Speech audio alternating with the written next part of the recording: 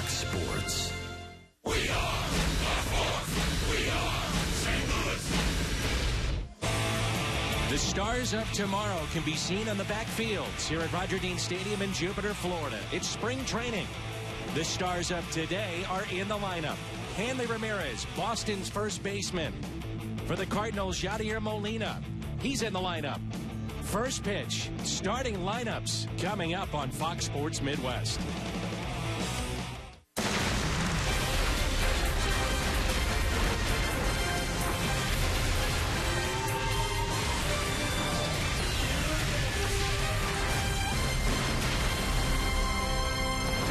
This is St. Louis Cardinals baseball. Come on, young man, you can make it to your seat. It is sold out. We're getting set for our first pitch. It's the Boston Red Sox and the St. Louis Cardinals. The weather, part of the story today. The wind is blowing out to right, 18 miles an hour. So we could see some offense here today. With the Matt Ungary and Al Raboski, I'm Dan McLaughlin. Welcome to Cardinals baseball. And it's another big start for Marco Gonzalez. Yeah, Marco is on the bubble. He's going to be getting the audition here today, and it could be very important to his future. Will it be in the bullpen or will it be in the rotation, probably at Memphis? Marco Gonzalez, the young lefty, getting the call for the Cardinals. Clay Buchholz, the veteran for the Boston Red Sox, one of his final tune-ups before opening day. Red Sox, Cardinals coming up.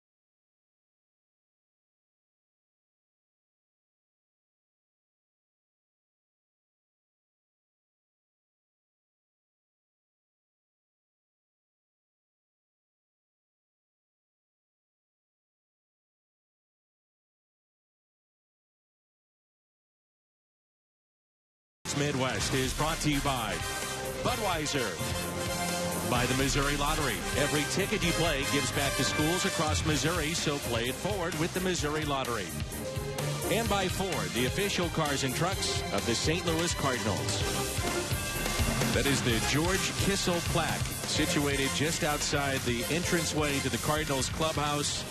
The Cardinals Hall of Fame inductee from a year ago. And his presence is still felt today with many of the players here at camp. Our Toyota keys to the game with Al Hrabosky. Let's take a look. Well, we're getting late in spring training. We still aren't sure who's at first base. Is it Boss? Is it Adams? Is it Holiday? I think we'll see a combination of all three during the season. And opening day is inside of 2 weeks. Still trying to find the final roster spots, but I think all things considered, it's been a pretty good camp. David Bell is serving as the Cardinals manager today. It's an off day tomorrow for the club. Mike Matheny is at a funeral for his grandmother in West Virginia, so left the club late yesterday. David Bell will serve as the manager today.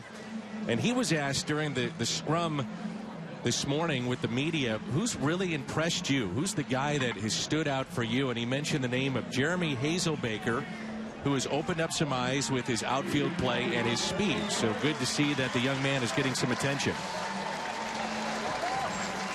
Let's take a look at the Red Sox lineup. Many of their regulars are here today as they come from Fort Myers across the state.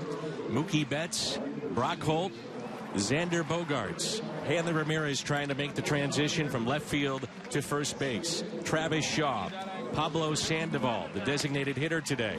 Rusney Castillo, Jackie Bradley Jr., and the catcher batting ninth, Christian Vasquez. The Cardinals will go with left-handed pitcher Marco Gonzalez. This is his second start and fifth appearance of the spring. And he'll go against the Red Sox. We saw him pitch in Fort Myers over the weekend. He's had a couple of starts that have been okay, and so he's trying to make another impression before camp breaks. This was going to be Jaime Garcia's start, but he requested to pitch in the backfields and work on his pitches with a stretch, as he's given up a lot of hits this year with stretch. So Marco gets the benefit because they're trying to find more and more innings for him, so he'll get his second start. One thing that's different with Marco this year is he's incorporated a sinker and a cutter to go along with the improving curveball. Remember, he came to the big leagues a couple years ago with just two pitches, a fastball and a changeup. That changeup is his signature pitch, but he needs more than that. John Farrell took a leave of absence last August, the manager of the Red Sox, to battle non-Hodgkin's lymphoma, which was discovered, and apparently he is healthy, cancer-free, so that's great news, and he's at the helm of the Boston Red Sox. Around the Horn presented by Dobbs. Holiday, Grichuk, Piscotty in the outfield. Carpenter, Jerko, Wong, and Adams on the infield. Yadier Molina is behind the plate. That's presented by Dobbs Tire and Auto Centers. Lineup looks a little more like what we could see on opening day. There's Mookie Betts. He's had a good camp so far with 4 home runs, hitting over 300. And the first pitch is taken for a strike. I really like this young man. Just really kind of a complete package. Came up through their system, and you could just tell he's, for a little guy, he's got a little pop. Finished last year with a flourish. Reached base in his final 36 games before taking an offer against Cleveland on the final day of the season. Actually received some MVP votes. Finished 19th in the MVP of the American League. 1 ball, 2 strikes. And you know what's so impressive about Betts, who Gonzalez is facing, is he came up as a second baseman. He can play all 3 outfield positions. Reaching for it, little fly ball that'll tail towards right center, and the catch is made by Randall Grichuk. We noticed in batting practice, any ball that's hit in the air, it will tail from a right-handed hitter going towards the line in right. Wind has subdued a little bit, but man, it was blowing during BP. That's the one thing you don't know about the wind down here in Florida. If you talk to the difference between the Cactus League in Arizona and the Grapefruit League here in Florida, it's the wind. And they say that you really cannot sweat in Arizona. The dry heat there, and here you can perspire quite a bit. There's a broken bat. Nice play by Marco Gonzalez. Underhands to first. Over to Adams for the out. And a shattered bat by Brock Holt. Well, Gonzalez, a good little athlete. Remember at Gonzaga, he was a two-way star. Very good offensive player as the DH, and then as a pitcher, well, he's pitching in the big leagues. But jam shot right here, gets to the ball, rights the ship, and flips over to first base.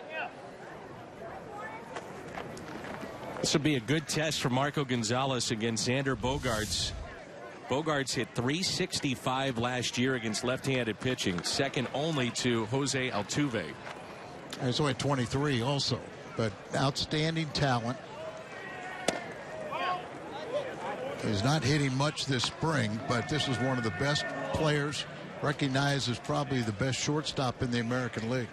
Won the Silver Slugger last year at the age of 22.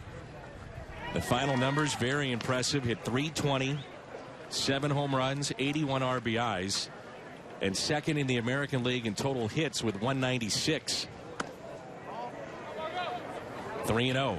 So 2 outs, nobody on for Boston here in the top of the first. They had tinkered with Bogaerts batting cleanup in their lineup early in spring. John Farrell said that experiment is over. More than likely, David Ortiz will bat cleanup. They've got some big names in this lineup. They can put it together. Hit to the right side. Adams to Gonzalez. Very good defense by the Cardinals shown here in the top of the first. Adams with the backhand. Spun around, and then the underhand to Marco Gonzalez. Cardinals coming up in the home half of the first.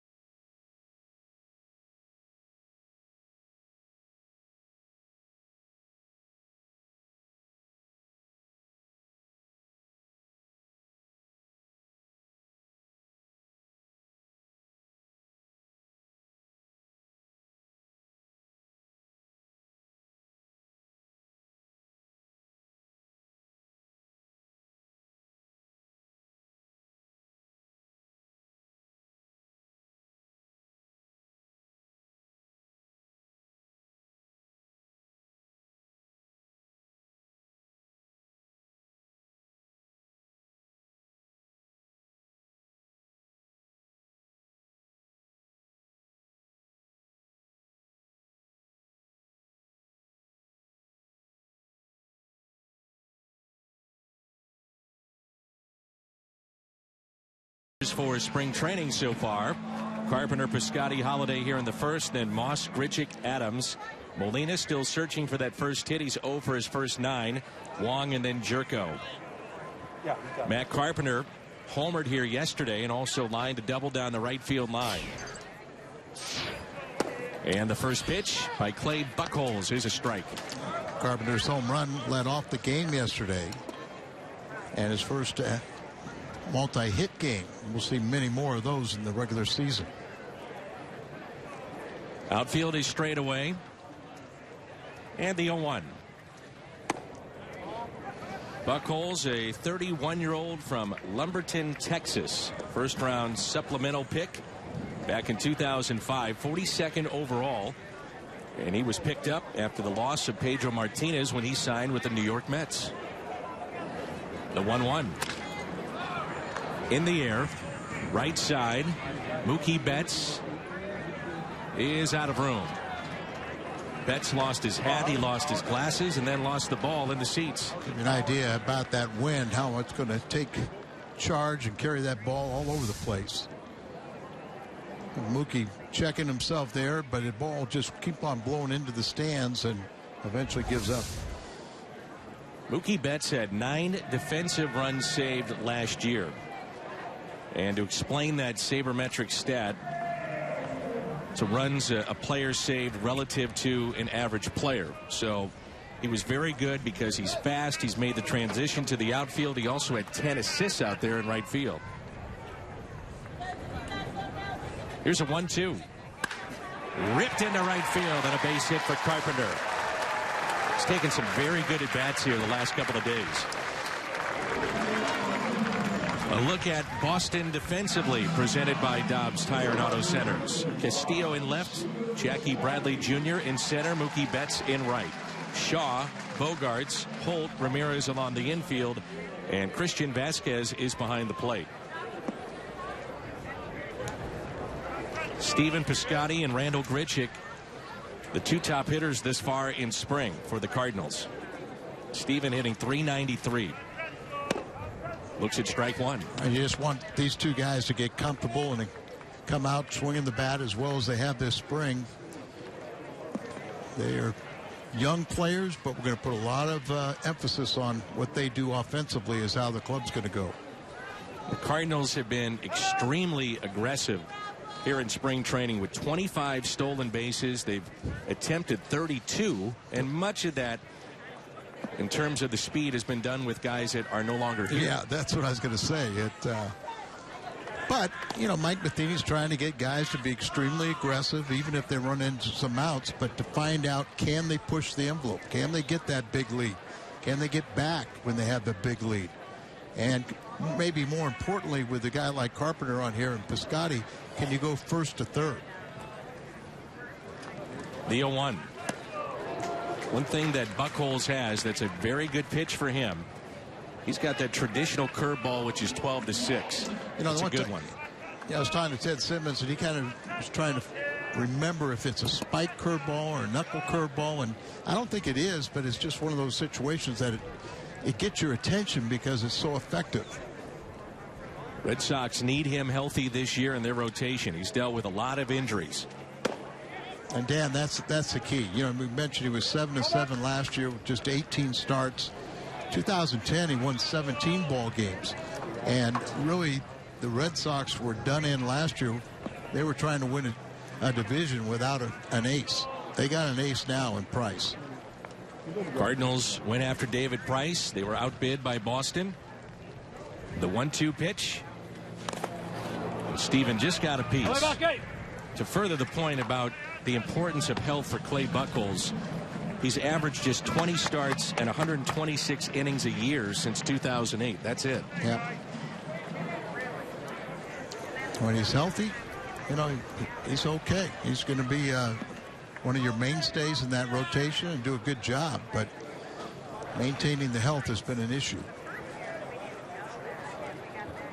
Another check on Carpenter, dives back in safely. So the big move for Boston was David Price, 7 years, $217 million. They also went out and got one of the premier closers in the game in Craig Kimbrell for 4 minor leaguers from San Diego.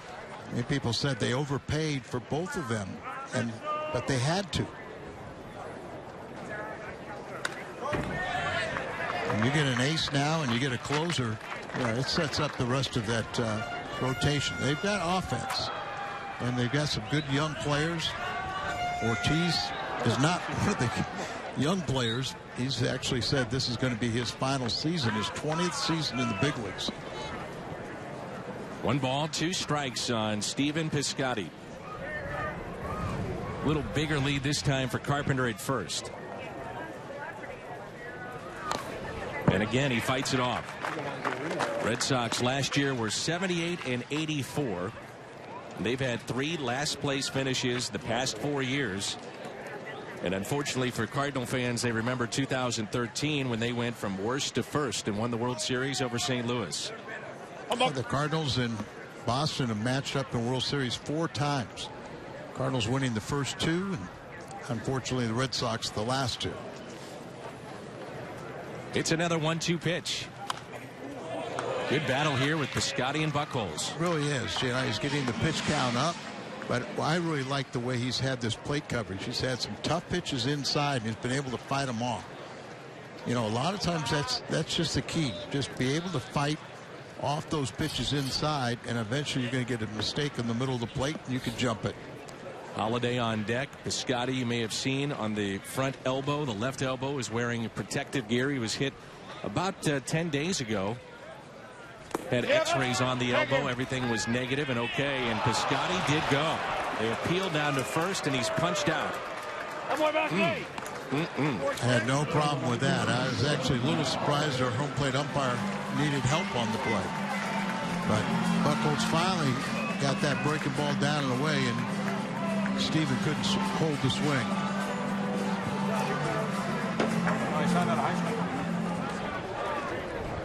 Holiday batting .263. No home runs, 1 RBI this spring.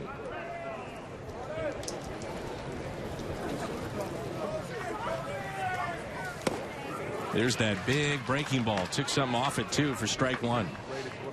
At times when you could throw that first pitch breaking ball, yeah, you just kind of set up a hitter, a lesser hitter than Holiday would be thinking about that pitch all the way through the at-bat. But Matt can make adjustments. With a check on Carpenter. The other big change with the Boston Red Sox coming into this season is their general manager. Dave Dombrowski has been considered one of the best for a long time in the game of baseball as he reunites with owner John Henry. He was Henry's first GM with the Marlins back in 1999. Little chopper towards third, could be 2. Out at second, and the turn by Brock Holt over to Hanley Ramirez. It's a double play. We played 1, and there's no score from Roger Dean Stadium in Jupiter, Florida.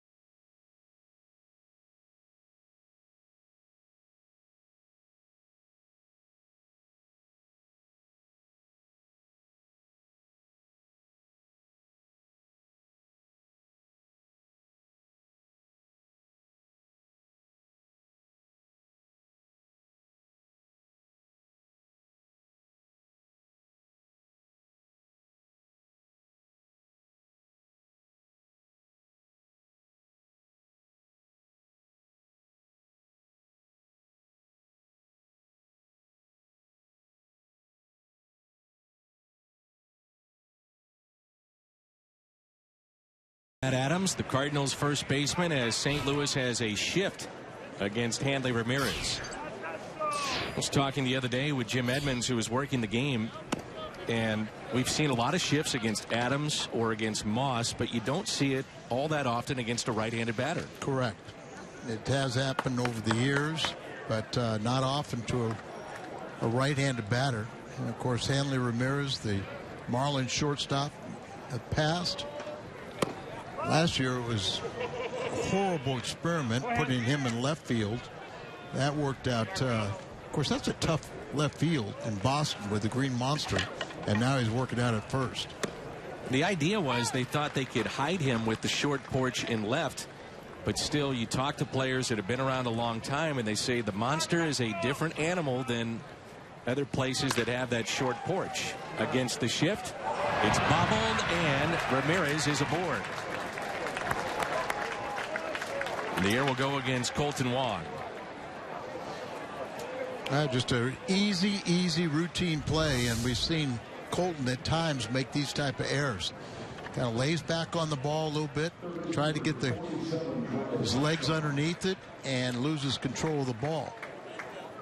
You just wonder, and I'm not making excuses for him, but when you're at a shift like that, you know, do you feel that you have to rush yourself a little bit more, realizing you don't have quite as much time as if you're positioned at second base? That's a valid point, Dan, but I think there is when you lay back, then you're at the mercy of the hop. The hop wasn't that bad. I mean, he caught the ball, but it just trying to find the exchange. He drops it.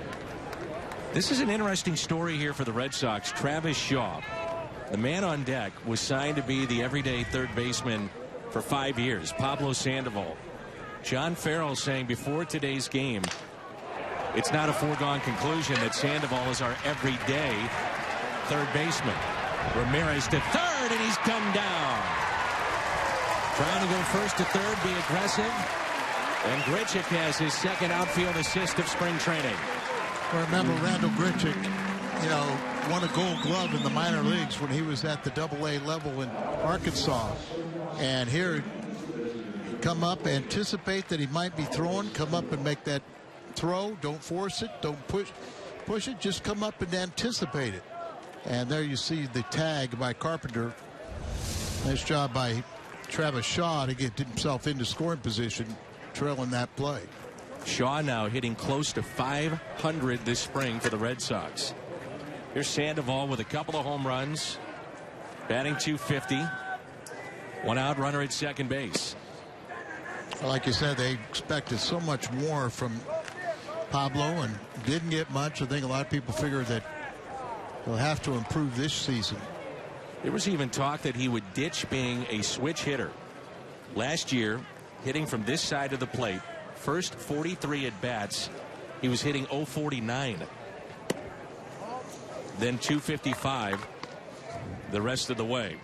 The big story, for lack of a better term, with Pablo Sandoval has been his weight. He's listed at 5'11", 255 pounds. And many around the Boston Red Sox have been upset with maybe his condition,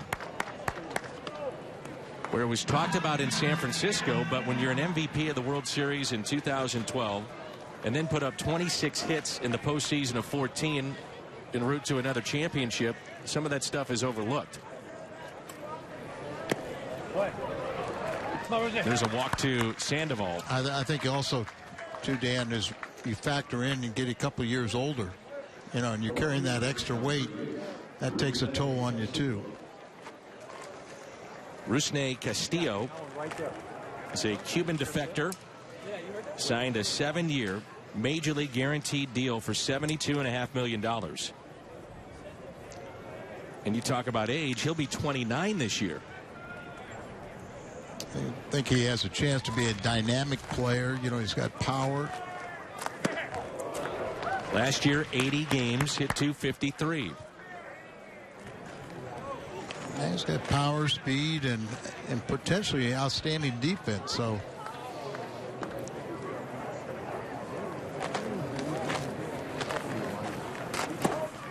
(0-2), and I love what Major League Baseball is done in terms of the offseason. They made a goodwill tour and trip with many Cuban-born players that have defected. And currently right now, President Obama is down there with his administration. There'll be a baseball game tomorrow with the Tampa Bay Rays taking on the Cuban national team. They're working out there.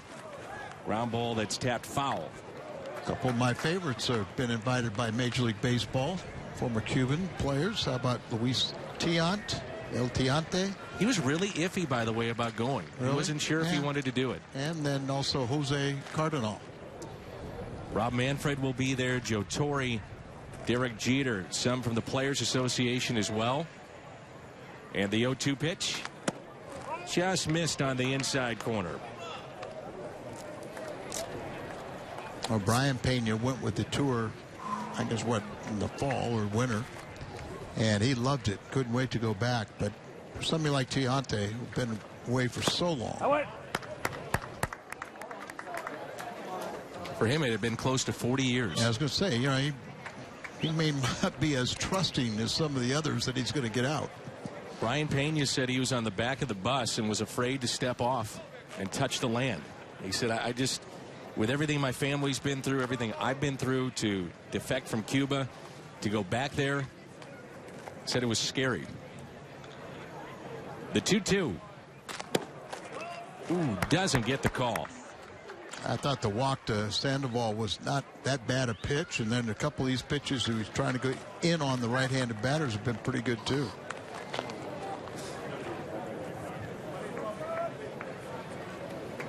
Three-two pitch. They start the runners. It's a walk, so the bases will be loaded. Inning started with an error by Wong with the shift. And then Shaw, the base hit to center. Richard gunned down Ramirez. Sandoval walked. Castillo walks. And now the 8th place batter is Jackie Bradley Jr. Another big talent.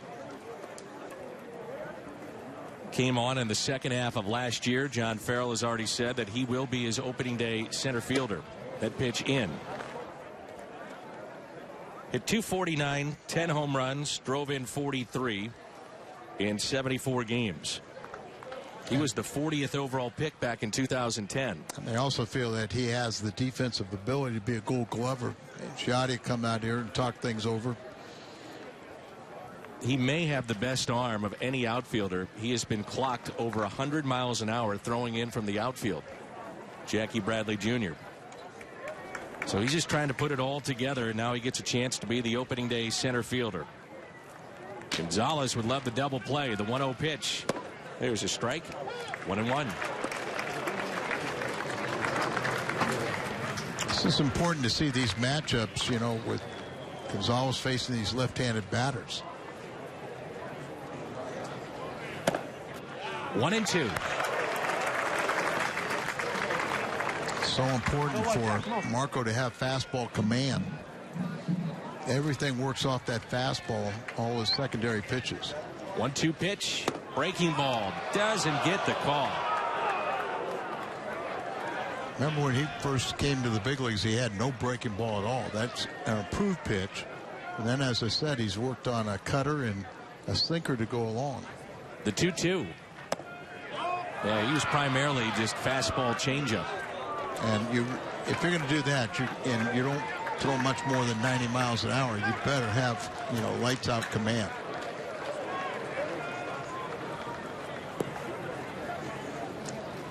In 3 or 4 pitches, he hasn't gotten the call. The 3-2 is popped up left side. Carpenter avoiding the umpire and runs out of room. Had to get out of the way of the umpire, circled him, and the infielders have been told today, don't give up on any pop-up left side because of the wind blowing out to right. That almost came back into the glove of Carpenter.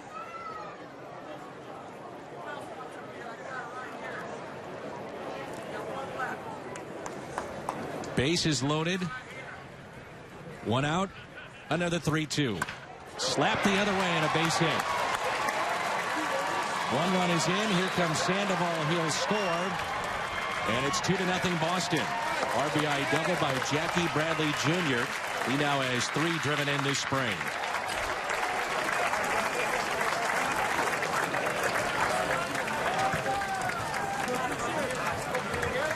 No piece of hitting, you know, he kept on trying to miss those pitches away and then finally elevated the ball and just went with it the opposite way over the head of Carpenter down in the left field corner. And here is Christian Vasquez, who has been thought of as the catcher of the future for Boston, but he had Tommy John surgery last year, missed the entire year. He is from Puerto Rico, and he and Yadier Molina have become very, very close over the years. They really love his defense. They kind of rushed Kid up last year, and he's more of an offensive player. They may change positions for him.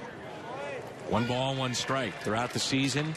Vasquez will text Molina and ask him to look at video and different things that he's doing, trying to help him out. 2 natives of Puerto Rico. Runners at second and third.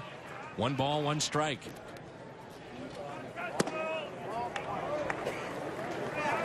He's missing, but not by much. No, and it's this situation where you got these young umpires. They're sitting over the inside shoulder of a catcher, and the pitch that's right in front of them they don't give to the pitcher. 3-1. Come on, Marcus. Marco trying to make that final impression here with the big league staff. It's Nick Lentz, our umpire today, behind home plate. 3-1 pitch. Lined foul. And he may have chased the ball. Remember, this time last year, Marco nearly made the club out of spring training. Then he battled shoulder issues all season long. He went to Memphis, made 14 starts. He was 1-5. He did have one big league appearance. Got beat up in that appearance. And we forget he was 2-1 in the postseason a year ago. Prior to that. And in my mind, because last year was basically a lost year, he threw under 85 innings, that he needs to go to AAA and just be in that rotation and pitch. The only way you're going to learn is to go out there and get as many innings as possible. 3-2. A walk to Vasquez. And now Derek Lilliquist will visit. 3 walks in the inning, an error, the double, a single. And the bases are loaded again for Mookie Betts. Now, this is one way to get your pitch count up, but not the way you want it. Right. With that, the Cardinals get activity in their pen. A right-hander begins to throw. And I think it's more of a situation that, Derek's going to sit there and say, hey, you've made some good pitches. You're around the plate and everything. You're not getting the calls. Don't get frustrated. Just get out of this inning. You don't give up any further damage. We're pretty good. Look at this. See, 21 balls, 21 strikes. So bases loaded for Mookie Betts, who flied out to center to start the afternoon. 0 for 1 today. Breaking ball drops in for a strike.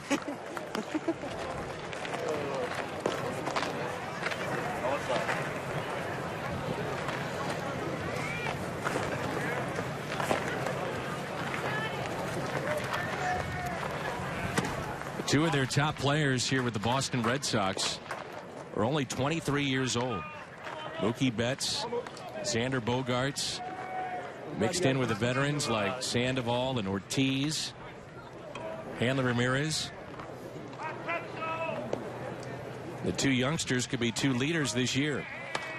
Hit out of play, 1 ball and 2 strikes. The hitting coach for the Red Sox, Chili Davis. An outstanding big league career. Absolutely. Talked to Chili before the game and wasn't sure he was going to really like this gig as a hitting coach, but now he really does enjoy it. There's the changeup, and it's popped up into shallow right. Going out Wong makes the catch. Runners will stay put. There's that signature changeup of Marco Gonzalez. Well, it's a unique transition to go from being a general manager to a first base coach, but that's what the Red Sox have done this year. Ruben Amaro Jr. He was at the helm of the Phillies and put together some very good teams at the Phils, and then was let go. Wanted to get into uniform. Eventually he wants to manage, so he's your first base coach after 30-plus years in the front office. He was a player, but this is the first time at any level he's done any coaching. Bases are loaded for Brock Holt. Broke his bat first time up. He was an all-star last year. Very versatile. The only positions he hasn't played for Boston since coming over in a trade with the Pirates in 2012 are pitcher and catcher. He plays all over the diamond.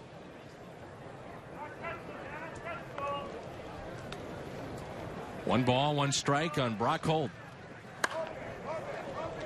Carpenter will give it a look. Make sure it does find the seats, and it will. It's another packed house here today. Ton of Cardinal fans, lots of Red Sox fans as well.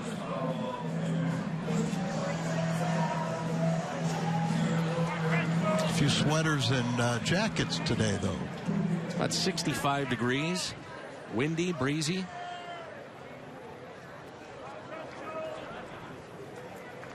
Holt, the 8th man to come to the plate this inning for Boston. The 1-2. Doesn't get the call.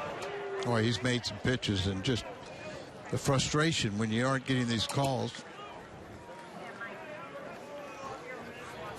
This is spring training. For umpires, too. Apparently. Aren't they supposed to move these things along a little bit? The 2-2. Curveball lifted into left center field. On the move, Grichuk diving for it and comes up with it. That saves a couple of runs. Grichuk with the throw to get one man at third, and a diving catch in left center to take a hit and 2 runs away.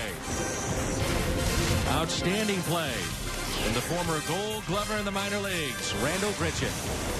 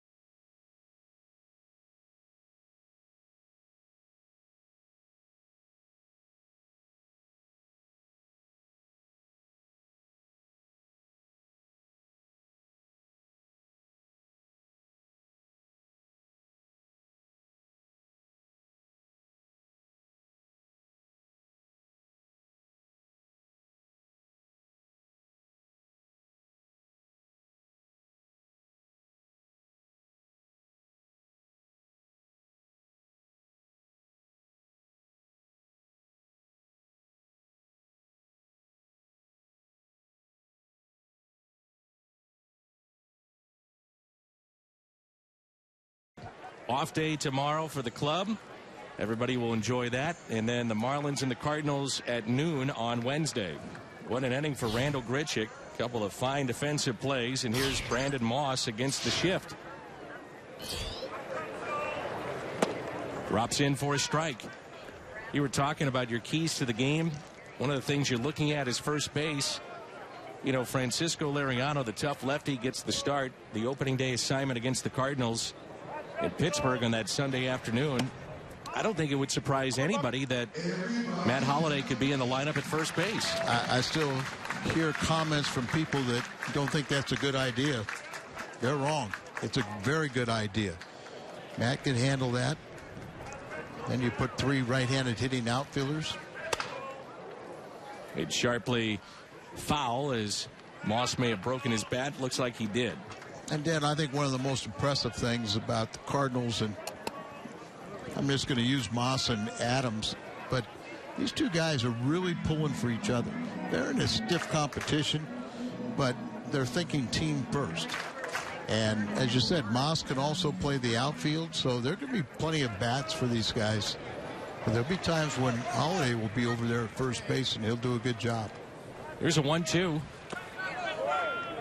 Moss is serving as the designated hitter. David Bell indicating to the media today that he feels this will probably be the last game the Cardinals will use at DH. They want their pitchers to start swinging the bat, sacrifice situations, whatever the case may be. The 2-2. It makes sense early in in spring training to use the DH. Let guys have, 3 or 4 at bats that you can spread around position players.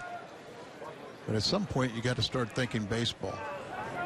3-2 is hit sharply to Ramirez. In talking with the Red Sox folks, they feel that Ramirez has made this transition to first base so far so good. It was a screamer right at him.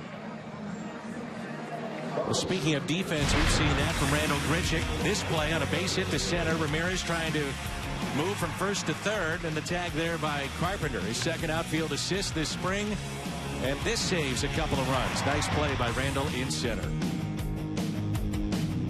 Pick up the team a little bit. So that was earlier this inning. What can he do offensively for us? If he gets 500 at bats, I don't think it would shock anybody if he winds up with 25 to 35 home runs. It wouldn't shock me. And that's one of the issues, though. He's going to have to maintain his health.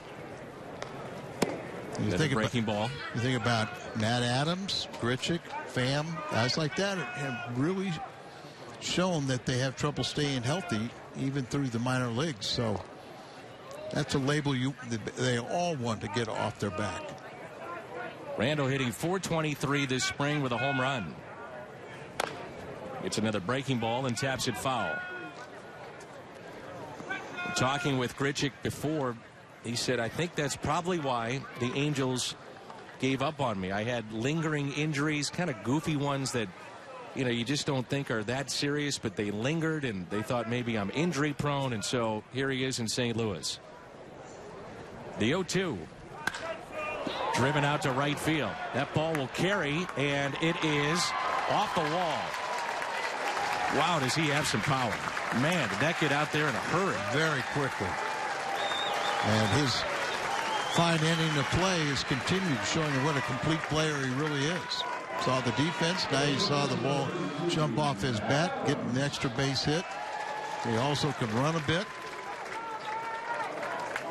I'm excited to watch him. Me too. Good kid, too. Works hard. Well, I think when you put he and Piscotty together, they tried to go in on him, but the ball goes away, and he shoots it into the right field corner, right off the top of the wall. That ball got out so quick, we couldn't really follow it with the white tent and trailer out there and right. So here is Adams. He's hitting .240 this spring. His one home run was against the Mets in Port St. Lucie. He's driven in 4. Matt been trying to fight his timing, and I think he's feeling a little more comfortable right now. You may notice he's not swaying nearly as much in the batter's box, something that he's worked on this spring. Used to have a little bit of a sway. That's been eliminated. And they're also trying to shorten up the swing just a bit. Well, I think a lot of it, particularly, if he had a left-hander on the mound or a breaking ball, but, just trying to keep that weight back, be balanced. And, his hands are good enough and quick enough that he can just catch that ball and still yank it and pull it. The 1-1. Fastball and a strike. I'm serious when I say this. I think the zone this spring has been tighter than I ever remember for spring training games. Well, Matt didn't like that call, and it looked like our young umpire heard it from the Cardinal bench also.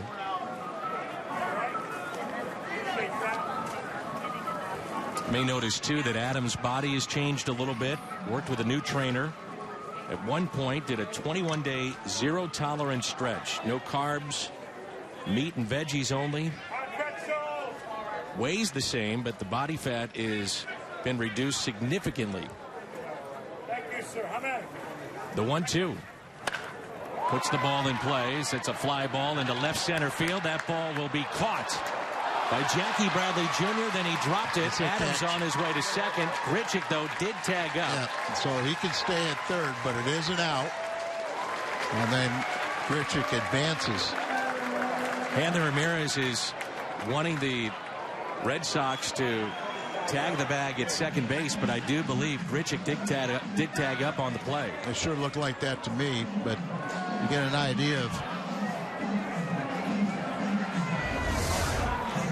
wants to catch here. He reaches in. That constitutes a catch. When you put that ball back in there, you can see the tag, and aggressively gets over to third base. So they will see if he did not tag up. He did. So the right call is made. There's 2 outs. Grichuk, your runner at third. And here is Yadier Molina. Looks like the Cardinals are going to just get 2 innings out of Marco Gonzalez. A right-hander continues to throw in the St. Louis pen. Molina 0 for 9 so far this spring. Trying to work himself back after 2 hand surgeries and get the strength back in the hand and drive the ball. I had a few of those at bats where he was instructed just to stand there, not to swing. Now he's able to swing, but could be a while before he gets the strength back in the hands. Here's a 1-0 pitch. Curveball. Hit to second. Yadi slams his bat. The Cardinals strand a runner. Their first of the afternoon. We played 2. Red Sox with a 2-run lead. Hey, what are you doing? Hey, what are you doing?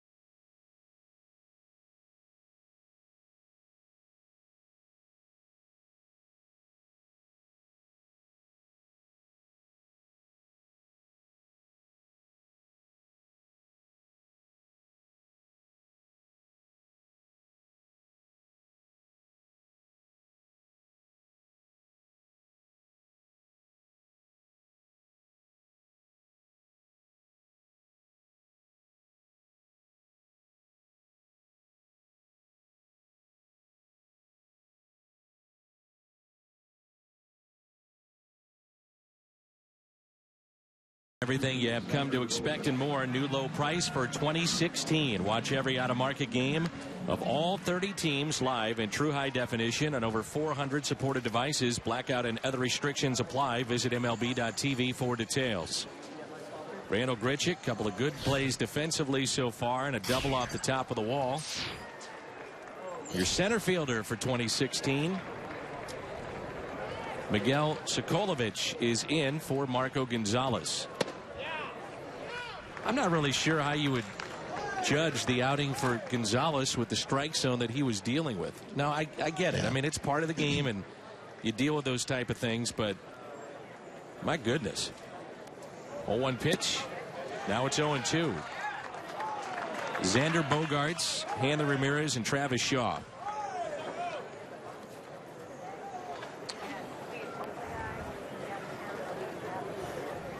Bogaerts grounded out to first. He's 0 for 1, and he strikes out to start the top of the third.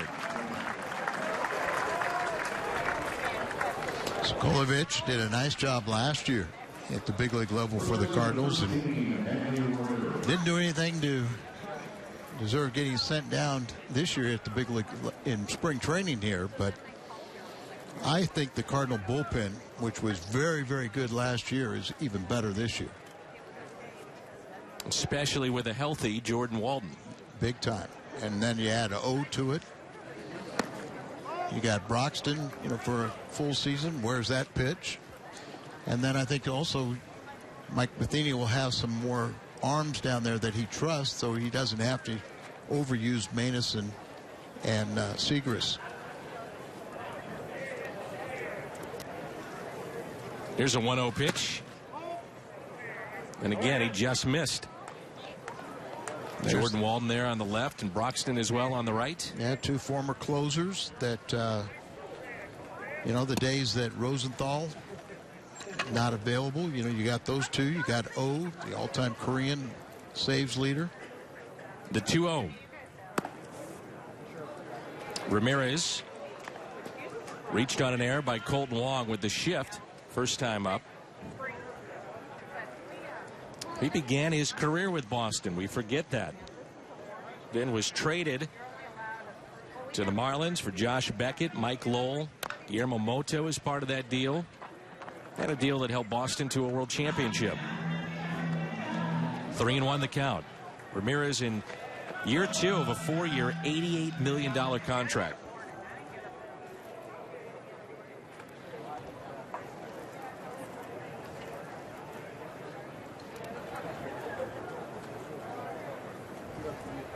The 3-1 pitch from the Cardinal right-hander.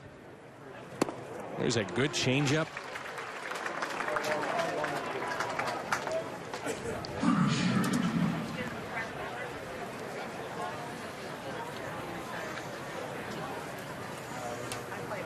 The Cardinals bullpen a year ago at 2.82 ERA, number 3 in all of Major League Baseball. The 3-2. And he doesn't get the call, and even Molina's like, you got to be kidding me.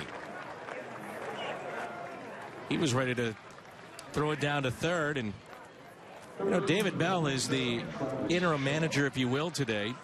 He might get ejected before this one is through. One game ejected, and I wouldn't blame him. Make a statement. But David, who's managed in the minor leagues, also in winter ball. Bench coach for Mike Matheny, who's on leave for the day. Here's Travis Shaw. Shaw hits it fair just past the diving Matt Adams.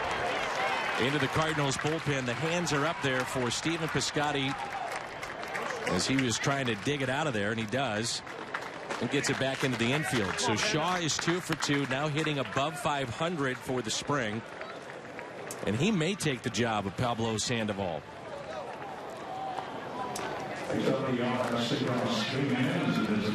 I mentioned Yadier Molina's reaction to ball 4 on Hanley Ramirez. You don't see this very often.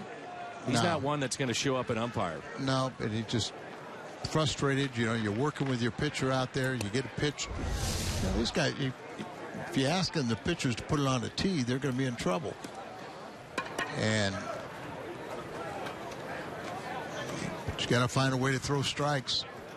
There's Pablo Sandoval. That's been a ball. It's been a strike. I mean, well, see, Dan, that's my pet peeve. When it's a right-handed batter, the umpire set over the inside shoulder, and he calls that a ball. When he's a left-handed batter, it's a pitch away. You see, he's sitting over the inside shoulder there, pitch away. He calls it a strike, but he has to guess at it because he's so protective. Doesn't want a foul ball or ball to hit him.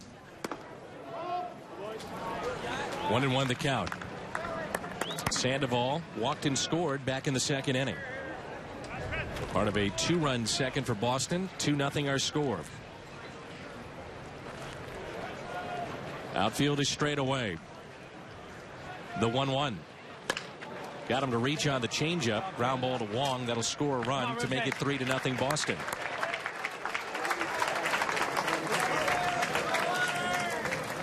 So Sandoval drives in Hanley Ramirez, who walked on that borderline pitch.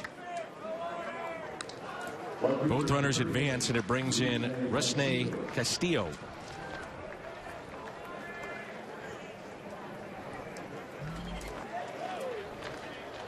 Castillo walked back in the second inning. Strike one. Mentioned the Cuban defector, and I guarantee you these guys aren't, lifting weights over there in Cuba, but they are country strong. When Boston signed him, they mentioned his look. In tremendous condition. No balls and 2 strikes.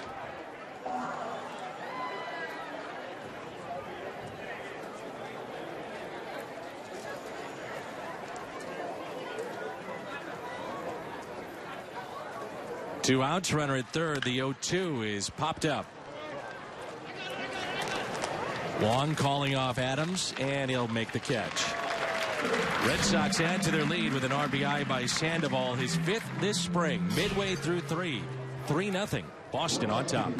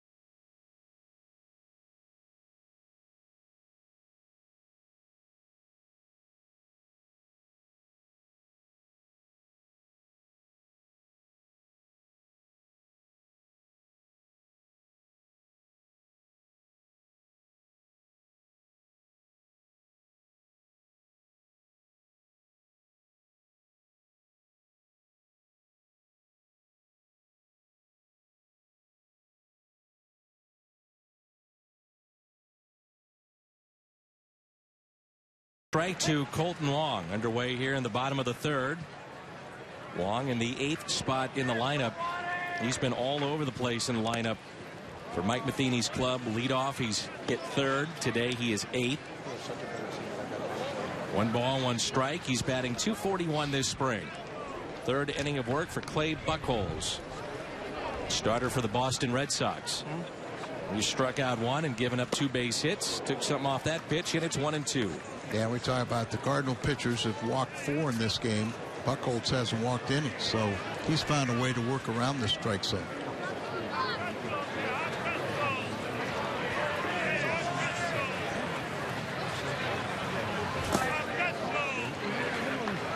I bet when you talk to David Bell, or you talk to Derek Lilliquist after the game, they say, well, somebody asked him, give us an evaluation of Marco. They're going to say it's tough to evaluate with the strike zone that he was dealing with.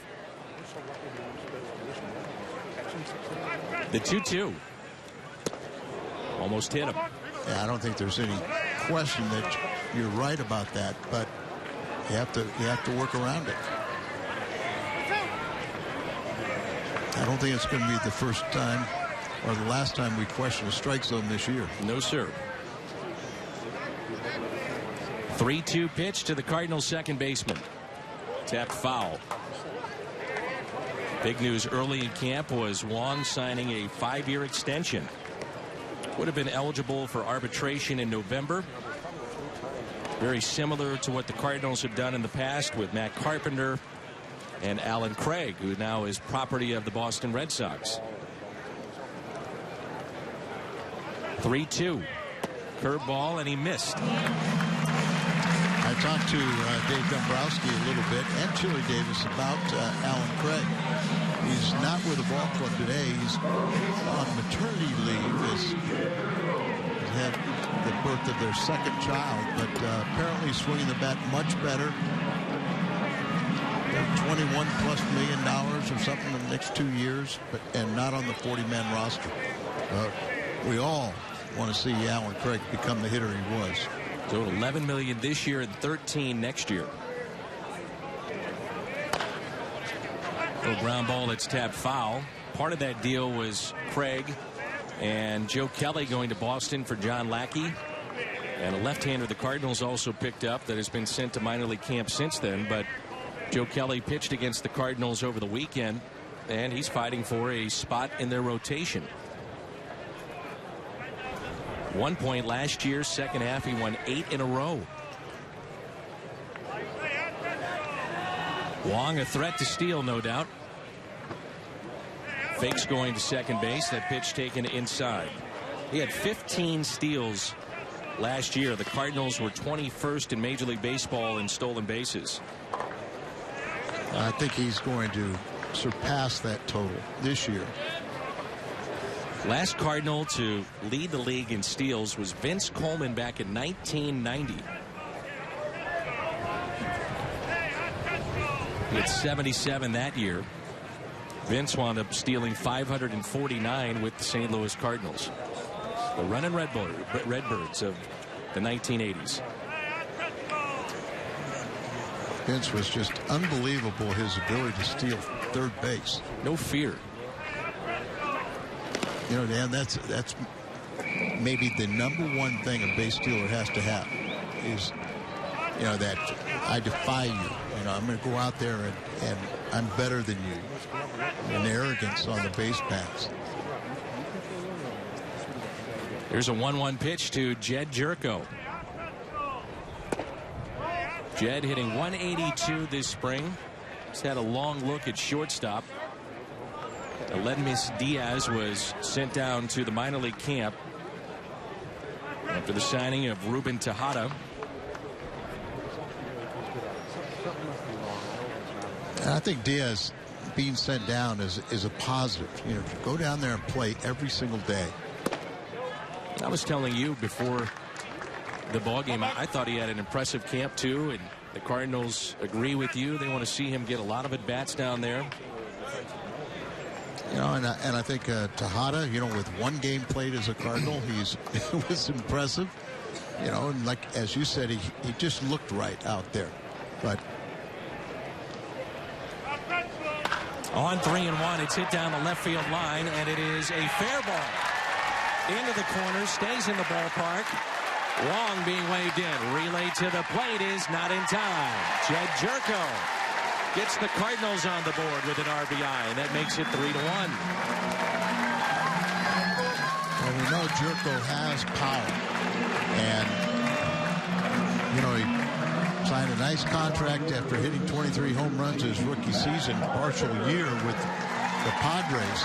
But even last year, he was sent down to the minor leagues for a while, and when he came back, he found that power stroke. But good to see it at any time when you start turning on a ball. There's that distinct sound.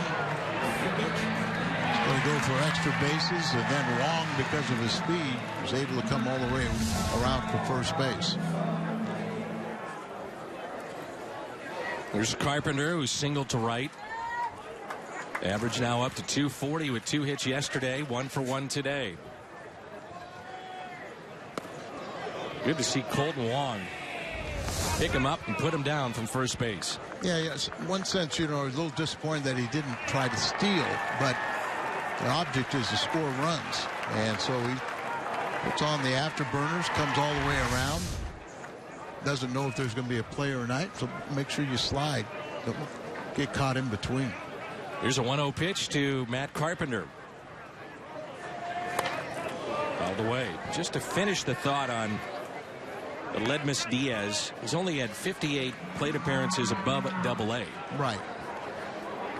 And, you know, when he had that impressive second half, went up and hit 380 and hit some home runs for Memphis. I say it all the time, but you don't want to come to the big leagues until you have a defined position. Either you're a regular or you have late inning responsibility. The 1-1. Cardinals have made some cuts. The roster is now at 41 as Carpenter was out in front of this off-speed pitch. That's been very effective. Great arm angle. You know, his release point on the off-speed pitches is the same as his fastball, really throwing the hitters off balance.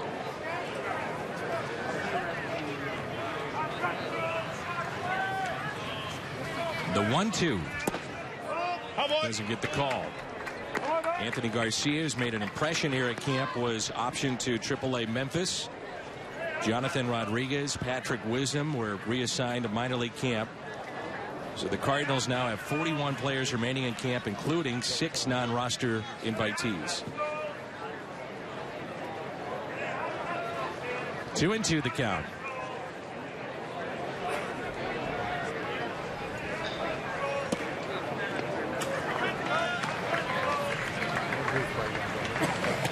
Start of camp, one of the big storylines was who would be leadoff, and I think we have our answer. It's the man at the plate. Well, as Matt Carpenter said, until somebody can show that they can hold that responsibility, you know, why move him? And the numbers have been so good at this spot. Yeah, and I don't think Colton has proven that his point yet. 3-2 is popped up to shallow center field. Jackie Bradley Jr. makes the catch. Jerko stays put at second base. That's the first out here in the bottom of the third. Opening day is coming up not too far away. The Cardinals and the Pirates. We'll have it for you on Fox Sports Midwest. Noon with the first pitch. A 2-hour pregame show beginning at 10 a.m. on Fox Sports Midwest. Opening day. Wainwright, Liriano, Cards, Pirates coming up.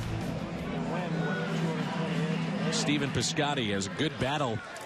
His first time up as he struck out swinging back in the first on a check swing. Fouled a number of pitches away. There's that breaking ball, and it's kept in front by Vasquez. I mentioned they really like his defensive ability.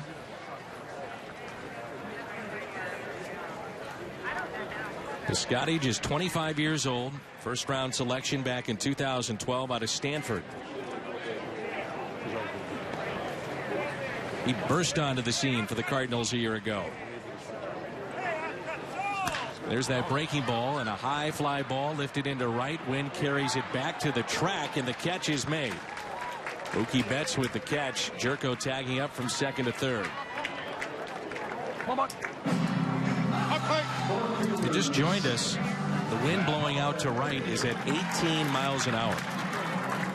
Randall Grichuk earlier in the game put one off the top of the wall in right field.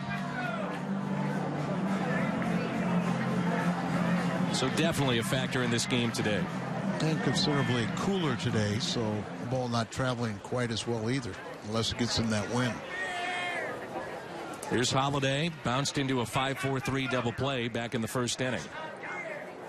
He represents the tying run.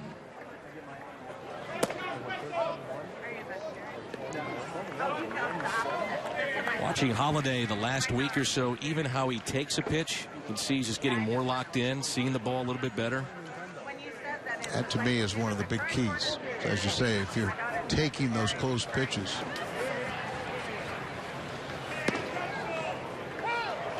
Wow. This is a strike.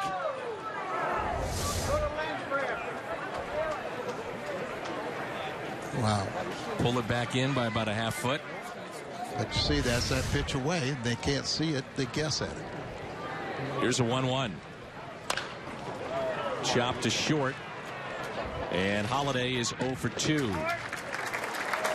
You never want to be the story if you're the umpire, but that may be the case here today. At least his strike zone.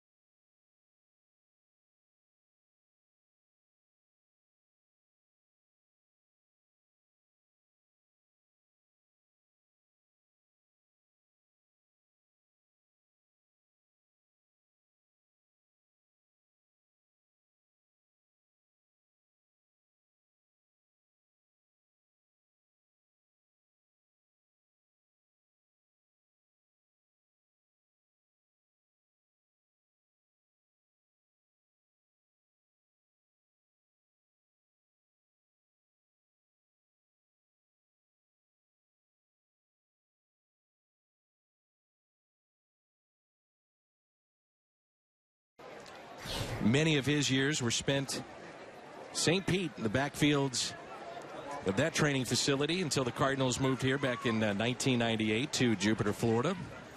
Such a wonderful individual. His wife, Jenny, just the entire family. He's got a son that lives in the Springfield, Missouri area. He's a heart surgeon, I believe. He made the speech on behalf of the family at the Cardinals Hall of Fame last year. Don't talk enough about him, and we probably don't talk enough about Dave Ricketts either. Dave Ricketts was down in my tenure with the Cardinals. He was the bullpen coach down there, and one of the best friends you could ever have. There's that changeup again, and a strikeout of Jackie Bradley Jr. is 1 for 2 today. Sokolovich has already been sent down to the minor leagues, but there's scouts here in the stands, and you never know what might happen. Nice insurance policy. Doesn't throw particularly hard, but he's got these effective changeups and breaking ball. And he really sells it with that motion that almost jumps at you.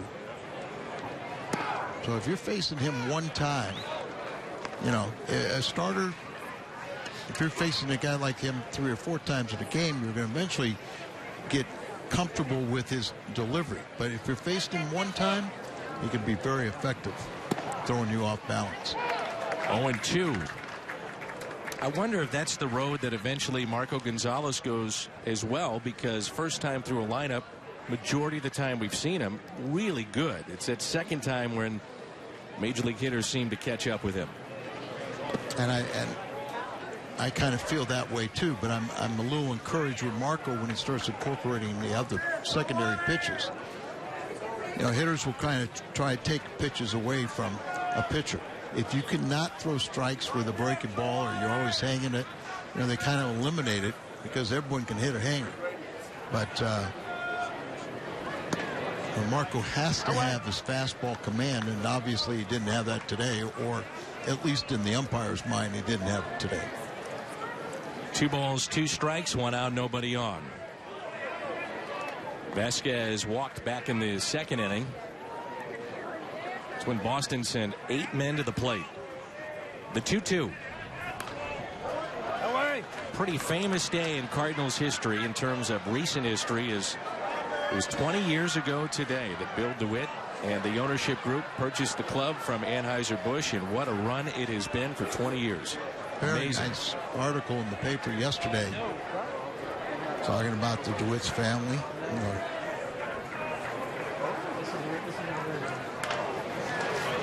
That article was written by Derek Gould, who is the president of the Baseball Writers Association, the beat writer from the Post-Dispatch. Well done. You heard from Rob Manfred and others that have been around this organization.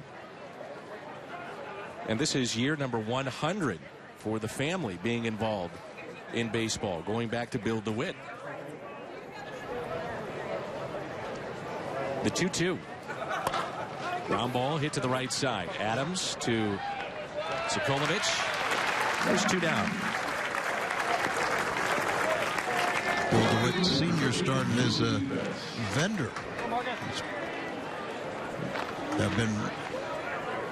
Would have been Sportsman's Park, or would have been Robinson Field? Both. Did it at both. Branch Rickey took a liking to him, told him to get his law degree, which he did. And that set the stage for him being involved in the front office and marketing and handling players' contracts and all the different things that you think about that go into just trying to organize a team and an organization. And then I thought it was really interesting. Bill DeWitt Jr. talked about how he saw his father when he was out of baseball, how much he missed it, and really made him to kind of the spirit on to gain a nest egg so he could get back into baseball. And remember, he was involved in the Texas Rangers under George W. Bush's reign, and also Cincinnati Reds. There's a high fly ball off the bat of Betts. Battling the wind and the sun, it's Holiday. May have gotten away with that pitch. A little smile from Miguel. Good midway through 4. How fast is it?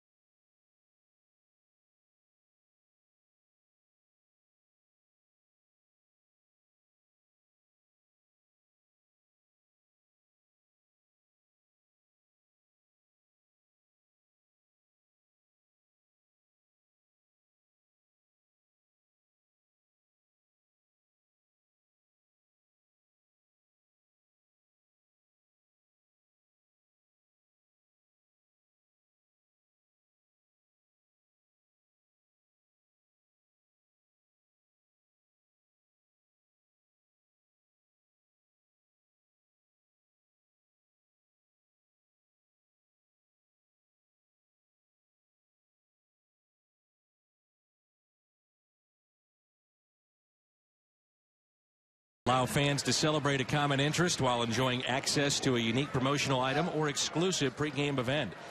This year, we've got Star Wars Night, Nurses Night, American Girl Night, Grateful Dead Night, so much more. Purchase your tickets at cardinals.com/theme. Breaking ball drops in for a strike to Brandon Moss. 32-year-old has played with the Red Sox, the Pirates, Phillies, A's, Indians, and now the Cardinals. Red Sox using a shift. Takes a pitch low. Lined out to Ramirez his first time up. And it was a screamer.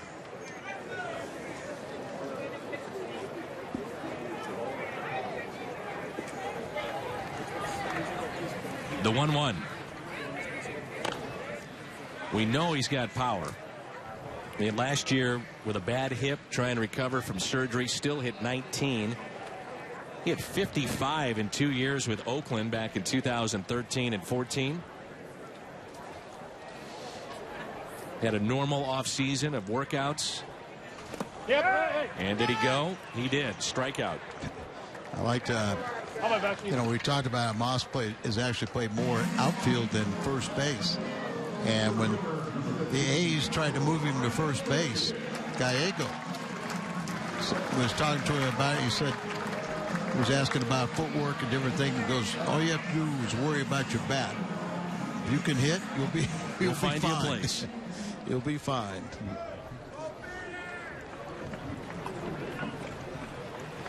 There's Randall Grichuk, who doubled off the top of the right field wall first time up.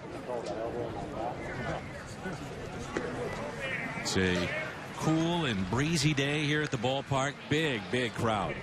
A lot of kids are off of school for spring break, so the family comes down to Florida, enjoys a little baseball, a little sunshine.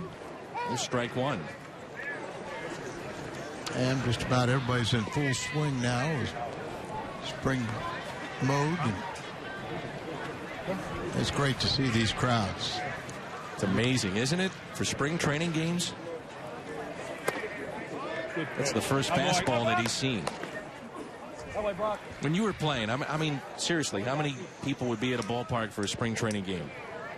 Oh, we'd pack the place. 1,000? 1,000. Yeah. Well, our ballparks weren't as big either. But it does show the growth of the game and the popularity of the sport. Oh, there's no doubt. The TV ratings in the regions that the teams play in. I don't think the sport has ever been healthier.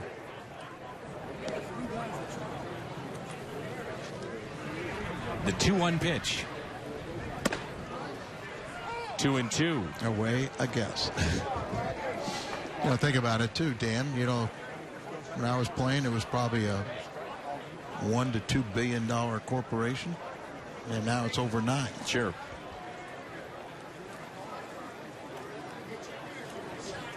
The 2-2 to Randall Grichuk. Taken outside.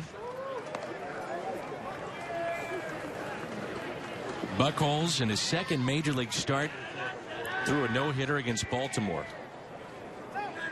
Only 11 American League rookies have ever done that in the history of baseball. 3-2.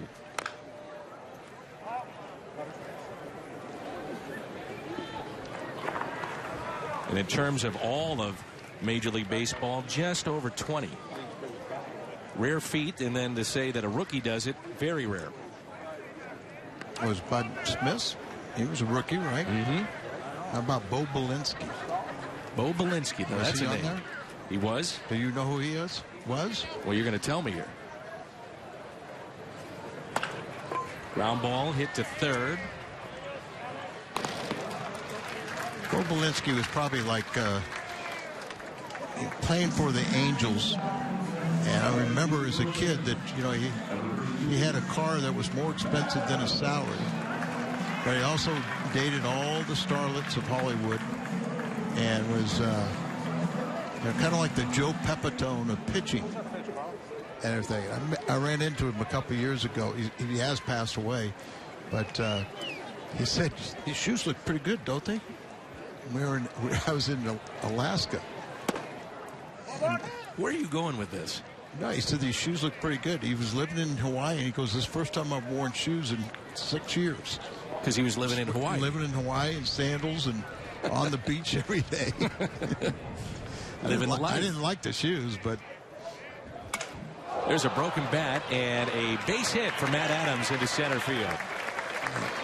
Barrel of that, or the handle of that bat, very dangerous part, stuck right in the grass. That's what you worry about one of these days, that bat like this is going to shatter and it's going to stab somebody. Well, if you haven't seen our game so far, maybe you're just checking us out for the first time. Major League Baseball using netting over the dugouts, and I've seen it twice in the games that we've done where, believe me, you're happy you had that netting up with a couple of rockets that have been hit towards the stands and then stopped with that netting before it gets into the crowd.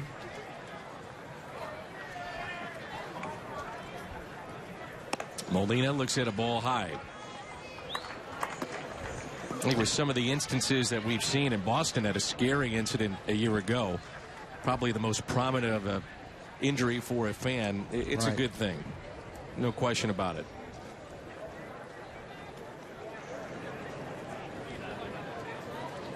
Adams, your runner at first, the 1-0 pitch. It was either in the 60s or very early in the 70s.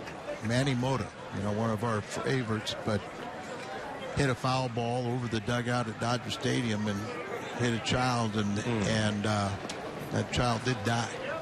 So it's for the fans' protection, and now that these ballparks where the fans are right on top of the players, it's vicious the way that ball or a bat will go into the stands. And think about it then, at Dodger Stadium, there's a base hit, the first of spring for Molina, but the stands were much further away than they are now, even at Dodger Stadium.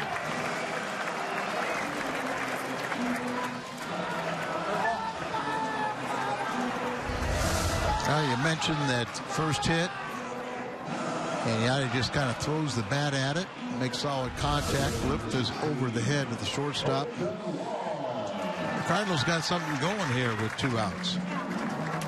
I've talked to some of the players about it. They like it. They're relieved. I mean, you see the reactions, of the hitters and even a pitcher. If a ball goes into the seats and they see it hit a fan and they're upset about it.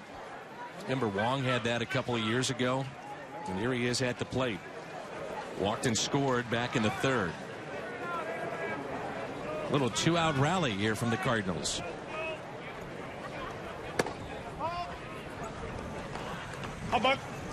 No activity in the pen right now for Boston, as Buchholz is at 70 pitches. The Cardinals have a lefty getting loose in their pen. That's Tyler Lyons.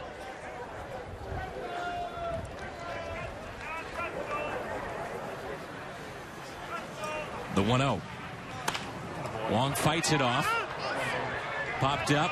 And the shortstop wants it and has it. That's Xander Bogaerts. Cardinals strand 2. They have left 4 on today. We head to the 5th. Spring training 2016. It's 3-1.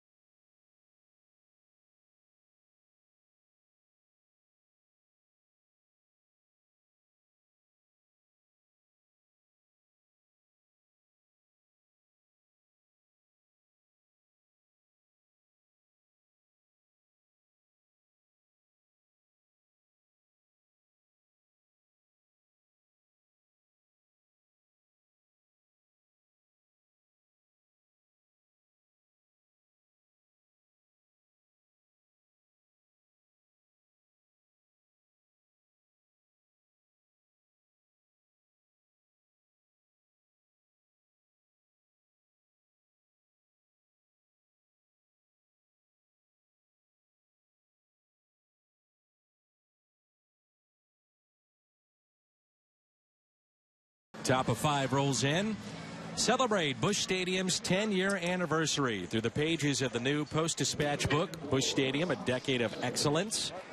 And some of the highlights in that book include the photos, memories, season recaps from Derek Gould, and also Hall of Fame writer Rick Hummel. So don't wait. Order Busch Stadium, Decade of Excellence now at stltoday.com/BuschBook. There's Tyler Lyons. His numbers from a year ago. 17 games as he went 3-1. Looks like he'll be working out of the bullpen this year for the Cardinals. He is out of options, and you don't want to see him go anywhere else. Well, in my mind, that you can buy time. You take Tyler, who I think deserves to have that spot.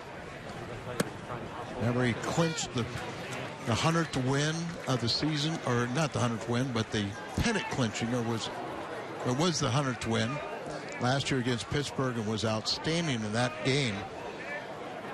I think he's finally got to the point where he feels like he's a big leaguer. And because he's out of options, meaning that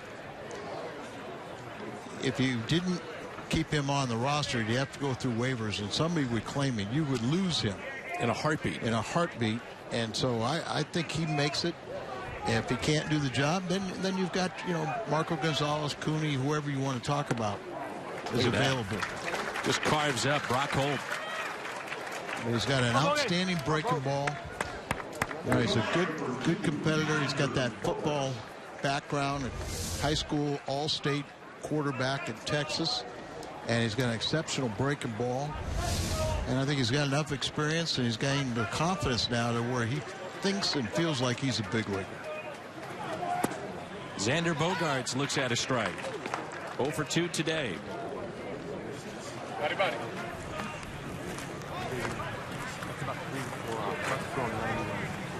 He was signed at the age of 16. Worked out this past offseason in Arizona with his double play teammate up the middle, Dustin Pedroia.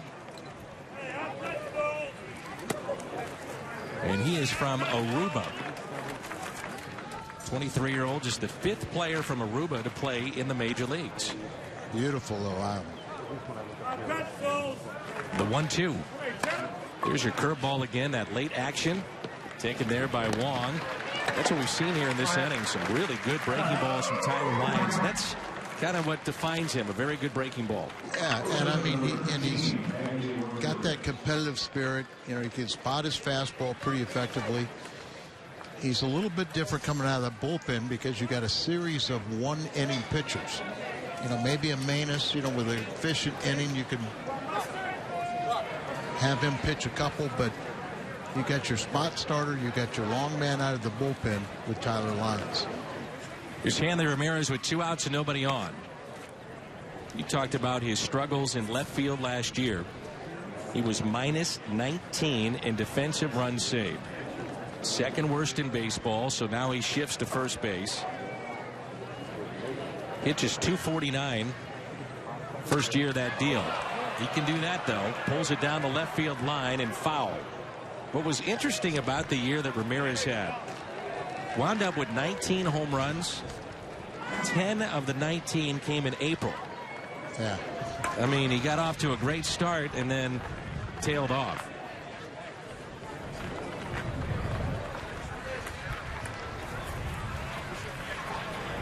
So 19 and 53 RBIs. He's coming off the 2nd lowest OPS of his career. So they're hoping for a bounce-back season at first base. It just seems like at times it's kind of a funny clubhouse. And I mean, it's been like that for decades, too. With Boston? Yes. The 1-1. Go ahead. Well, Dave Dombrowski is not nearly as analytically inclined, if that's the right way to put it, than Ben Cherington, who was let go as the GM. He's more of an old-school general manager. And you look at the signings that Cherington had prior to last year, Ramirez and Sandoval, nearly $200 million for those 2 players. They don't produce in that first year, and in Boston, you're going to hear about it. Well, and you can in Boston. You can have the wherewithal to overcome your mistakes.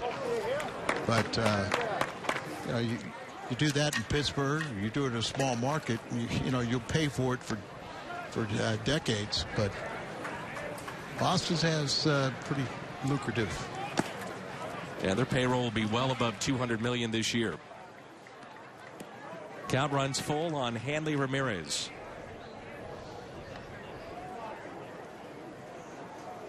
Right-hander starts to throw in the pen now for Boston, so that looks like it's going to be it for Clay Buchholz.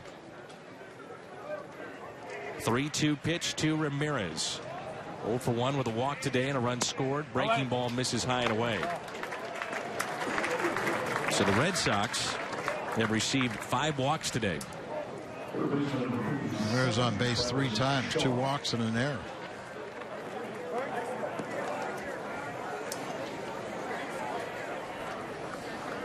There's Travis Shaw. He was a 9th round selection in 2011. Played in 65 games last year and hit 13 home runs. And John Farrell saying we want to see more of this guy, and he might bump Pablo Sandoval out of a starting position at third base. Not sure he could do any more here in spring training. He's hitting above 500 now. Well, Dan, think about this. They have the Travis Show. Sam Travis is batting .536, and Travis Shaw is over 500 also. So the Shaws are going, or the Travises are doing well. 0-2, just missed. 1 ball and 2 strikes.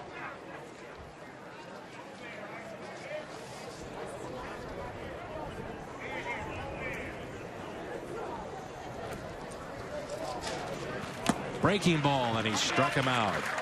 So 2 strikeouts in the inning for Tyler Lyons. Coming up, Jerko, Carpenter, and Piscotty for St. Louis.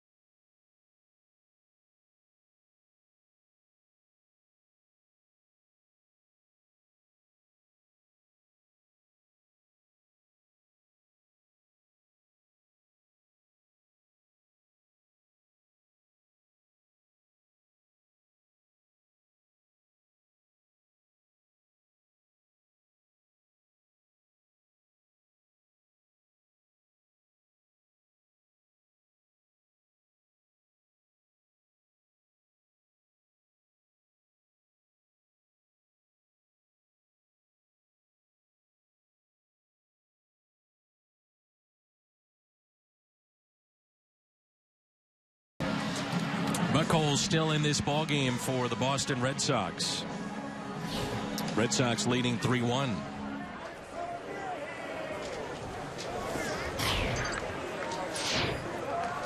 Jed Jerko. Jeremy Hazelbaker's moved to the on-deck circle. Then Stephen Piscotty's spot is due up. Cardinals with a right-hander throwing in their pen. There's a look at Jeremy Hazelbaker. As I mentioned earlier, David Bell saying he's caught the attention of the front office and the staff. Hey, you kind of look at his body. He kind of looks like an athlete. He runs very well. He's got a little pop in his bat. Let's open up some eyes. Jerko with a double down the left field line and an RBI. Count for the only run for the Cardinals today. That was back in the third. Buchholz has struck out 2 and allowed 5 base hits. And here's a 3-0 pitch.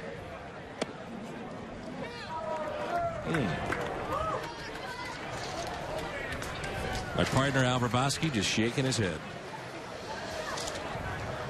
Yep. Good thing they only have 2 choices. 3-1 pitch. Up the middle. Oh, what a play here at second. Throw to first and got him. An amazing play. Brock Holt. Holy smokes. That is one of the best plays you'll see this year. No doubt about it. Boy, he had a nice, just to stop that ball in the infield, but then to scramble up and throw a seed over to first base. I think Jerko thought he had a base hit all the way. It may not have been running hard out of the batter's spot. Well, he is running hard. That's unbelievable. And he got him. There's time to spare, but look at this. Well out on the outfield grass, how quickly he pops up, had something on the throw, and I take it back that Jerko was running hard. What an amazing play that was. So here is Hazelbaker. See it one more time. Dives for it, scrambles up. Well, he had something on that throw. It really showed you the arm strength. Holt can play all over the field. You know, very, very valuable. Best play we've seen in spring, undoubtedly. From the second baseman today for the Boston Red Sox, who's wearing number 12 as he gives up number 26. And the reason why 26 will be retired this year, that was Wade Boggs' number. They'll retire that number on May 26th for Wade Boggs. Hazelbaker, 2013, was playing at Pawtucket, AAA team for Boston. Inside, and it's 2-2.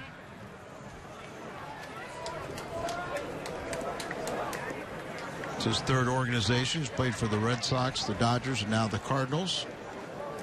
Cardinals like the way that he runs. His defense, very good arm. He's shown a little pop. He turned 29 on August 14th, so he's got a lot of minor league experience. The 2-2 pitch. And a ground ball to Brock Holt. This is his inning. 2 down. I still can't believe he got to that ball and then was able to get him out. Yeah, just had something on the throw. That's going to be it for Buchholz. His pitch count is at 81. And Piscotty is due up for the Cardinals with 2 outs and nobody on. And that's it for Clay Buchholz. So pitching change coming up for the Boston Red Sox, and a nice round of applause for Clay Buchholz. Back with more in a moment on Fox Sports Midwest.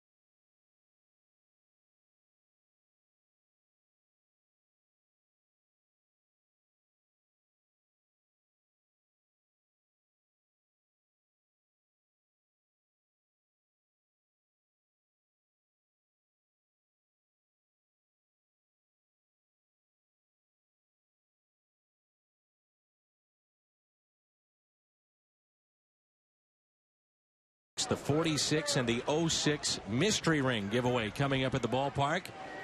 Get those for the 5-game ring pack or as an individual ticket. That's on sale right now at Cardinals.com. New pitcher is Matt Barnes, who does have Major League experience. And he'll face Stephen Piscotty. He was selected in the first round, 19th overall back in 2011 June draft. It's his 5th season of professional ball, all in the Red Sox organization. Grew up a Red Sox fan from Danbury, Connecticut. Pitched at UConn, was the Big East Pitcher of the Year a few years ago. All-American, and as Al mentioned, a first-round selection. And he finally got to the big leagues last year, as he was pitched in 32 games, a couple starts, 3-4, 5.44 ERA. 1 ball, 1 strike on Stephen Piscotty. 0 for 2 today. Final line on Buchholz was 1 walk and 4 2/3. 5 hits, gave up 1 run. Incredible play moments ago by Brock Holt. The 2-1 pitch. Base hit into right. Piscotty has his first hit of the afternoon.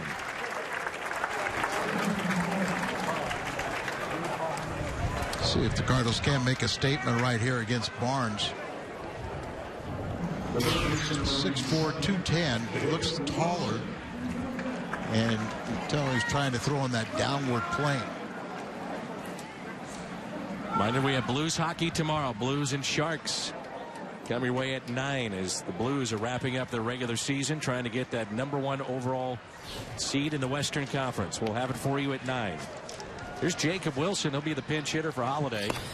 And the first pitch is taken just a bit low. 95 on our gun, that last pitch from Matt Barnes.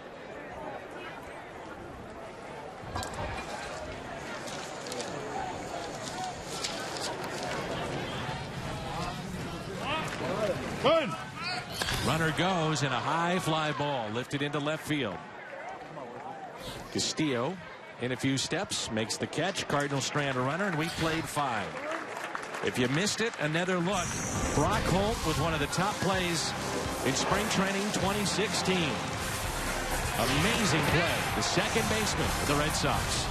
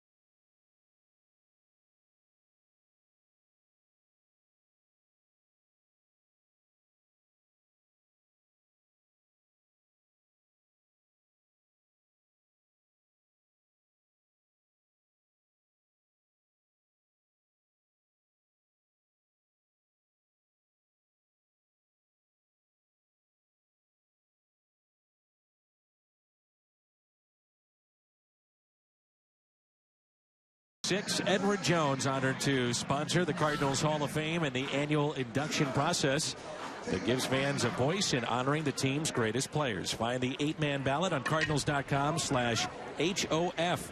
Make your selection for the 2 most deserving legends that will go into the Cardinals Hall of Fame. Vote right now, Cardinals.com/HOF. Sandoval with a base hit as he greets Juan Gonzalez, new pitcher in for St. Louis.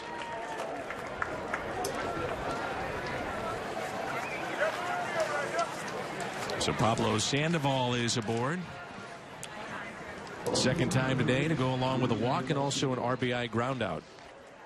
There are the numbers on Juan Gonzalez. He's 6'1", 170 from Venezuela. Yeah, he's third organization. Been with the Rockies, the Dodgers, now with the Cardinals as a 6-year minor league free agent. Rusney Castillo looks at a breaking ball and a strike. Cardinals have used Marco Gonzalez, Miguel Sokolovic, Tyler Lyons, and now Juan Gonzalez. 1 ball, 1 strike. I think that the Gonzalez size is a little off. Thought the same thing. 6'1", 170? No. He's a big man.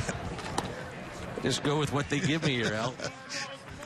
But to the naked eye in the test, it doesn't look like 6'1", 170. Greg Garcia, by the way, is taken over at shortstop. Jacob Wilson stays in the game, and he is at third base. Hazelbaker is in left.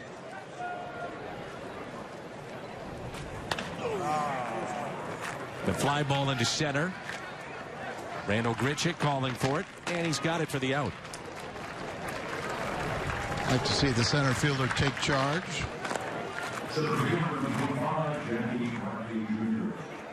Brings in Jackie Bradley Jr. And a little bigger than 170. Tale of 2 seasons last year for Jackie Bradley Jr. Off to a slow start. Actually had 71 games at Pawtucket, their AAA affiliate, then 74 with the big club, and will be their everyday center fielder. He was picked up out of South Carolina, part of a national championship team. Little tapper that rolls foul.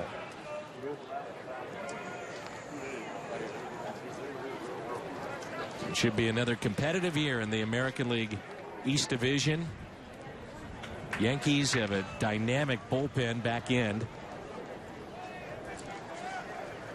Boston retooling a bit. The addition of David Price, Craig Kimbrell, and their back end. Tampa Bay should be good. Not a lot of people talking about them. Taken low, 1 ball, 1 strike.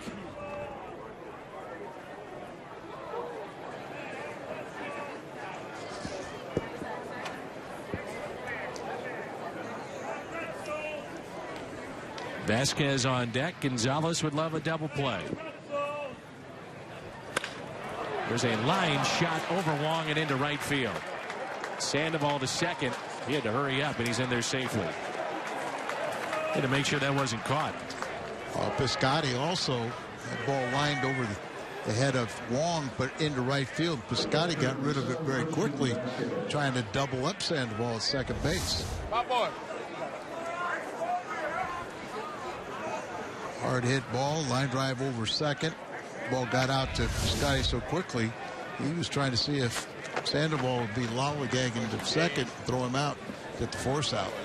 Here's Vasquez, who has walked and also grounded out. 0 for 1 today. Cardinals have actually out-hit Boston 6-5 in this game. First pitch, a strike.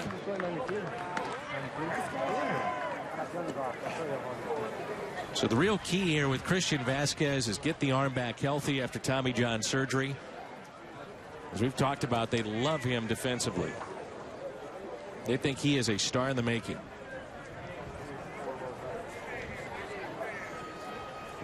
Here's the 0-1. Star in the making, huh? Reminded me of George Hendricks, Silent George. Came out of a organization meeting one time and was chuckling, and I said, what's going on? He goes, I was in a meeting and said, Miguel Mejia Rule 5 pick, said if he could only hit 250, he'd be a star. George was chuckling at that. We saw him for 1 year. Yes.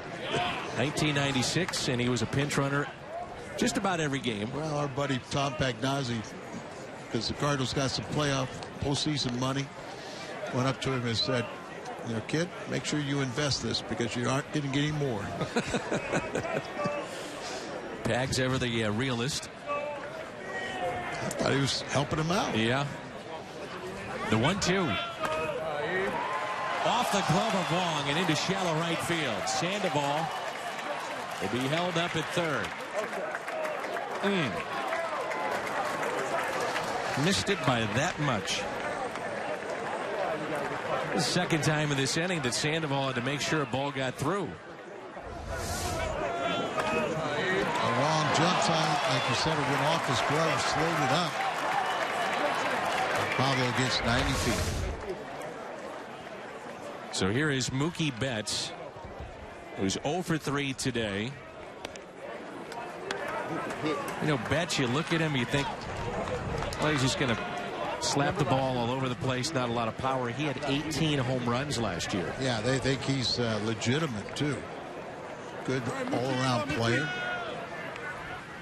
Red Sox had one player that had above 20 home runs last year. That was David Ortiz, who, by the way, is only 18 home runs away from Ted Williams' 521 wearing the Red Sox uniform. So he could become the all-time home run leader in Red Sox history. I put an asterisk on that because you think about Ted Williams, 521 home runs, and not only did he go to World War II, but he also went to the Korean War, was a fighter pilot, and lost, I think it was like 3 to 4 years in his prime. What would his numbers be if he didn't do the right thing, go serve our country? Here's a 1-0 pitch. Mookie Betts is also an outstanding bowler. He had 3 perfect games this offseason, actually competed in a pro event. That's something that he's done ever since he was a little kid. Well, they talk about, you know, it's just a complete player with his speed. He can hit for high average and power. 2-1. You know, he can play anywhere in the outfield. He came up as a second baseman, so very versatile to play all the infield spots and the outfield on top of it and be a star in the making. Started the year hitting .237, then got on fire. 2-2 as Betts spins away from what has been a questionable zone all afternoon.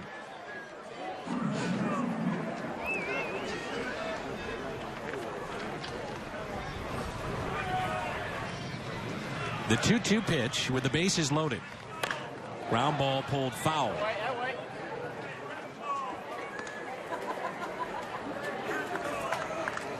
When he pulls the ball, Al, last year, so if he hits it on the left side, he hit 468. 468 when he pulled the baseball. Yeah. And they say it's because the ball just jumps off his bat. Not a lot of reaction time on that infield. Grichuk actually shading him a bit to right center. Exactly. The 2-2. Away. Gonzalez trying to sneak the third one past him.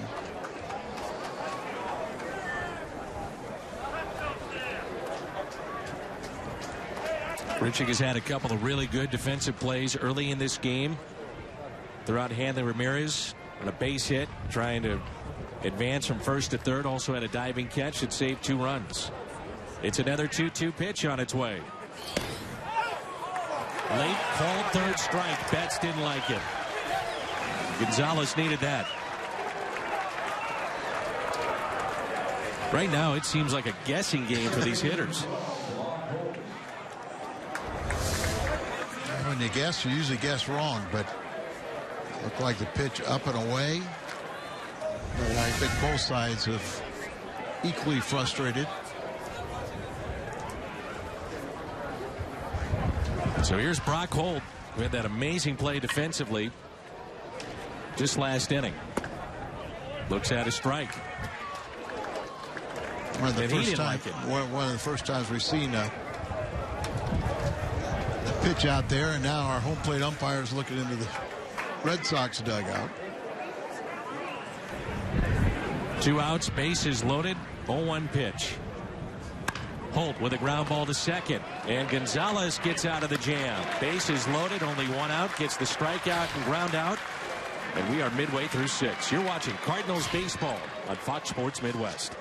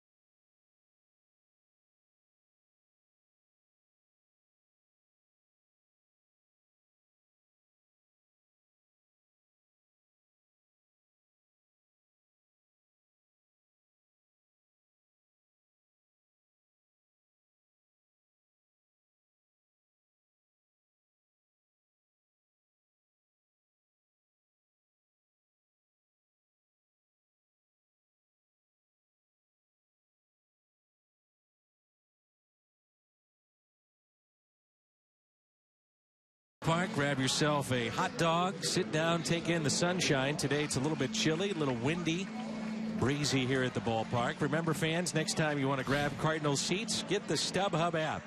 Not only will you find seats you'll love wherever you want, you can find the best seat for your buck when you sort by the best value. So get the StubHub app today. Why is it the hot dogs taste so much better when you're at a ballpark? It just seems that you come to the ballpark, you get the hot dog, you get the Cracker Jack. If you come with my kids, you get everything else too, which includes cotton candy, pizza, soda. But the traditional hot dog, you bet.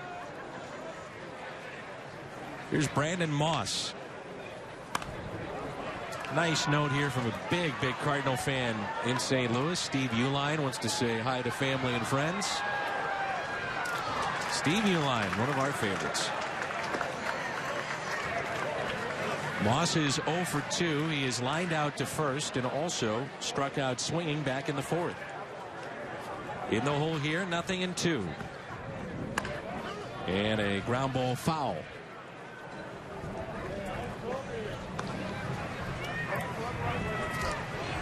Marco Gonzalez made the start today for the Cardinals. Went 2 innings. Couple of hits, couple of runs. He walked 3, but when you look at the strike zone today, tough to evaluate just how he did. This strike zone has been everywhere.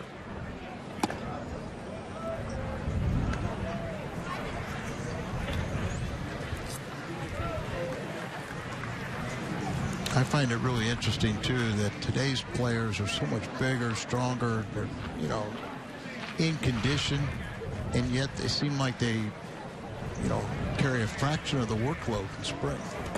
Moss is swing and a miss as he strikes out, and that's how we start play here in the bottom of the 6th. Well, we've seen some defense in this game this afternoon. Some of their best plays we've seen. How about Marco Gonzalez hopping off the mound in the first? Grichuk gunning down Hanley Ramirez. And then moments later, a diving catch to take a hit and 2 runs away. But the play of the day, Brock Holt, absolutely amazing.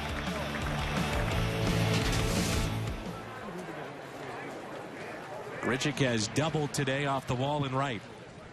1 out, nobody on. Breaking ball and hits it to third. 2 down.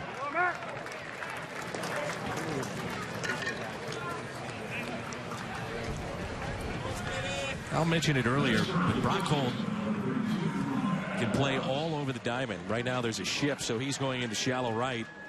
He came to the Boston Red Sox in 2012 in a deal in which the Red Sox were thinking they're getting an outstanding closer, which he was, but he got hurt. Joel Hanrahan came from Pittsburgh.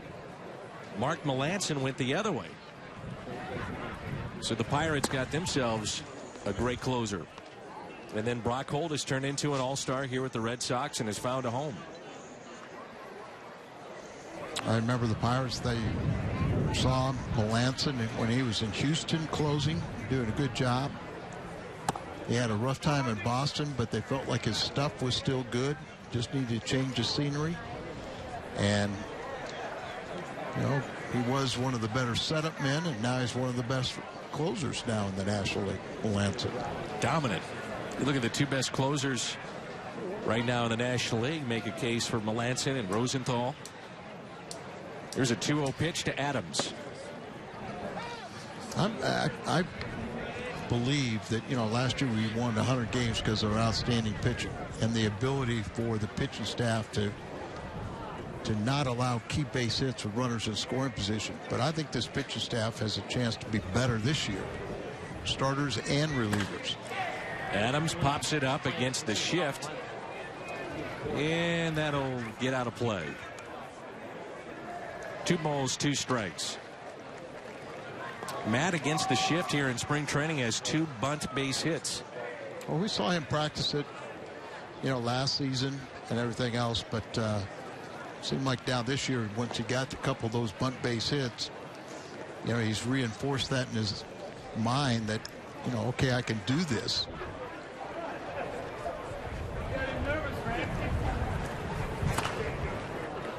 Last time up, a broken bat single to center. Also was flied out to center field. If the infield is going to give it to you, why not? Well, I think in part in his mind is I think he knows he can do it now, but I think he's still trying to find his timing and doesn't want to give up in a bat. The 2-2. Adams with a fly ball. Right field. That'll carry towards a line, and the catch is made. So 1-2-3 go the Cardinals against Barnes. We head to the 7th. Red Sox on top. It's 3-1.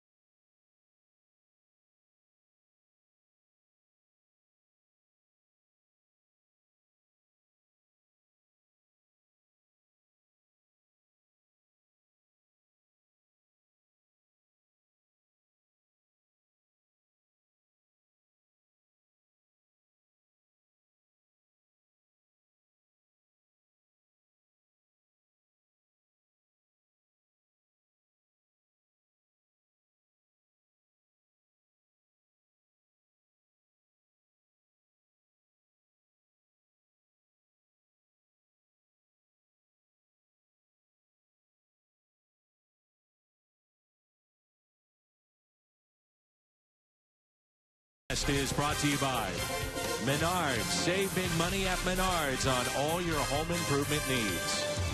And by your local Hyundai dealers. Visit buyhyundai.com. New pitcher in for the Cardinals. And it's Jonathan Broxton. He's had a very good spring.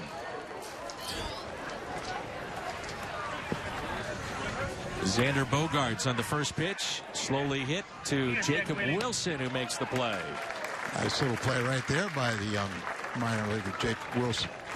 Remember, he was one of the players last year that caught everybody's attention. Didn't have a very good season during the minor league season, but you know, he still makes positive impressions with the big league coaching staff. Hits from the right side, and you think about what the Cardinals have on the infield. Second baseman that hits from the left side, Carpenter from the left side, so he does give you a different look. And here we are in the seventh, and Hanley Ramirez is still in this game. And the first pitch is a strike. Jacob Wilson, by the way, is ranked number 23 in terms of prospects for the Cardinals by Baseball America.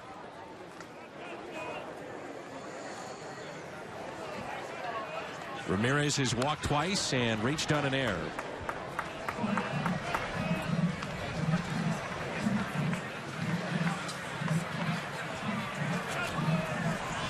Now, as Hanley instilled in this game, so is Yachty. Well, these two had a little running battle.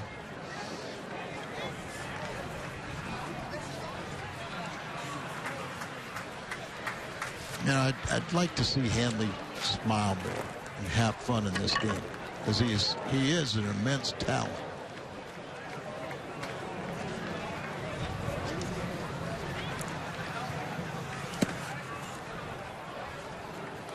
And he has been laughing. Yeah, I mean, smiling the entire game. When Yachty was over at first base, and they were kind of just kidding each other. Boys will be boys. He always could hit. I mean, when he was with the Marlins and shortstop, he was the guy that you looked at and you said, you got to get him out. Oh, yeah, one of the top players in the game. No doubt. These two were teammates in Los Angeles, Jonathan Broxton and Hanley Ramirez. Hanley didn't do a whole lot there. They're 2-2. And he struck him out.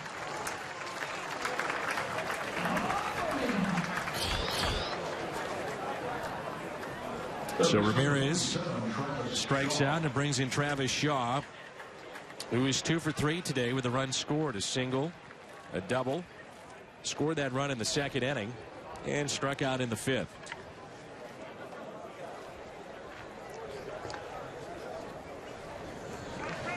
Broxton working from the extreme side of the rubber, first base side.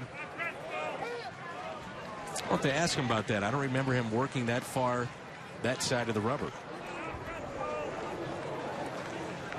Just kind of see if he does that to get in on the left-handed batter. 0-1 pitch. Now it's 0-2.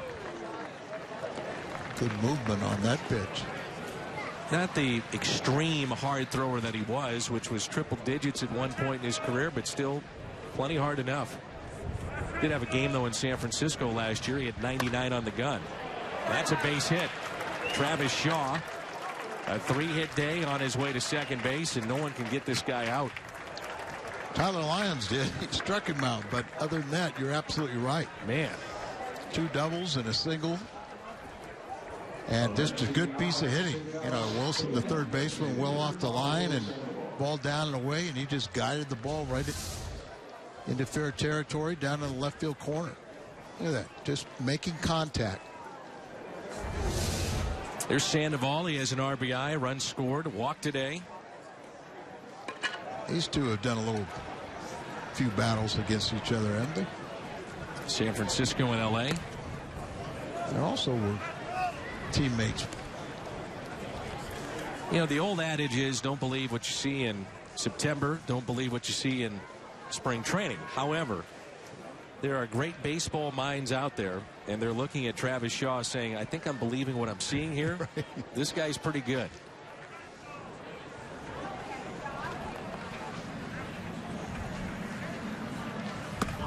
I'm making an amend to your statement. Don't get tricked with what you see. Sometimes your eyes don't lie. And then there's other times, you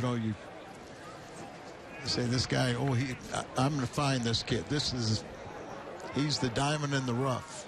Well, this kid might be. I don't know about you. I thought it was shocking to see Sandoval not only leave the Giants, but then go to Boston, in a place that you're not familiar with, on the other side of the coast.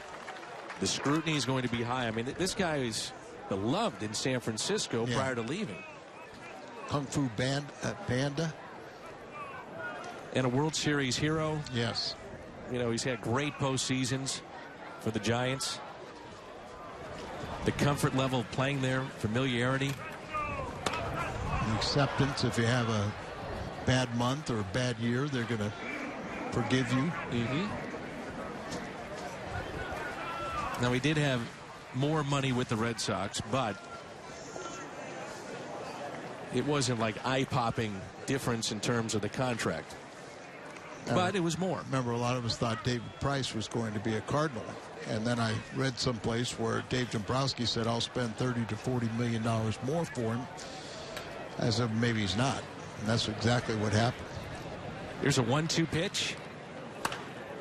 Get out of play. I misspoke when I said that Broxton and Sandoval were teammates. That was Uribe I was thinking of.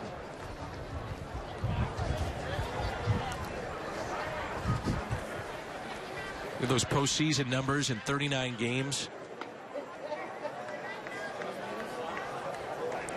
1 ball, 2 strikes on Pablo Sandoval. Lines it into center field, and it is down. It's a base hit. A run will score. Sandoval on his way to second base.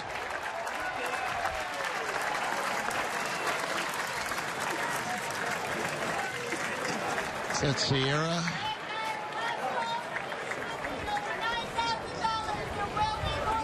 I believe that's Magneuris Sierra, who's now in center field. Took over for Randall Grichuk. Just got past him. Do-or-die play, and it turns into a double for Sandoval and an RBI. And Pablo is done for the day. Yeah, as a pitcher, I appreciate the effort coming in here trying to make the catch, and really didn't change the scoring any. It didn't. But if he makes that play, we're all real happy. We're at this stage late in the game. You don't want to give him any more. 4-1 Red Sox. Pitch taken high. Henry Ramos is the pinch runner for Sandoval. Rusney Castillo is at the plate. 0 for 2 in the walk today.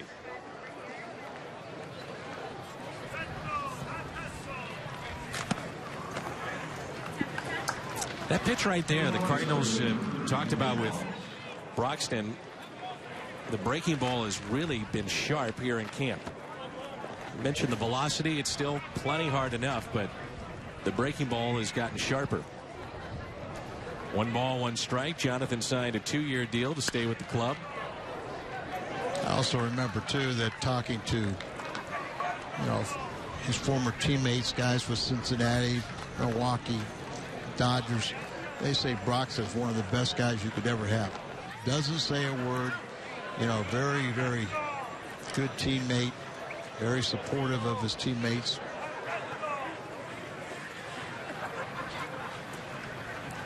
Here's a 1-2. Center field, Sierra makes the catch. Time to stretch here at Roger Dean Stadium. Red Sox add to their lead. It's 4-1.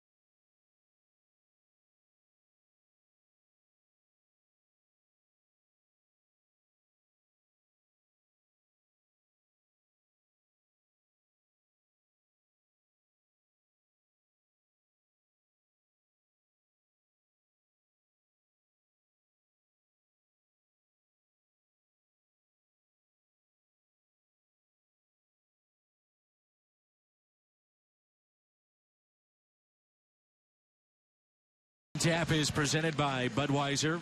Marlins and Cardinals will come your way at noon. It's our Budweiser What's on Tap. Carson Smith is the new pitcher.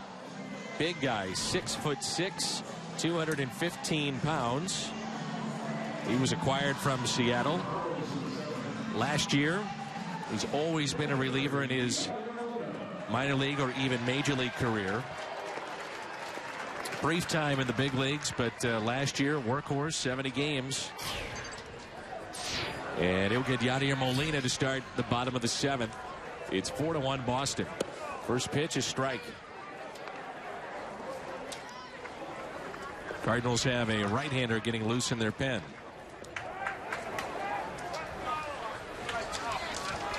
Colton Wong is on deck. Molina picked up his first base hit of the spring.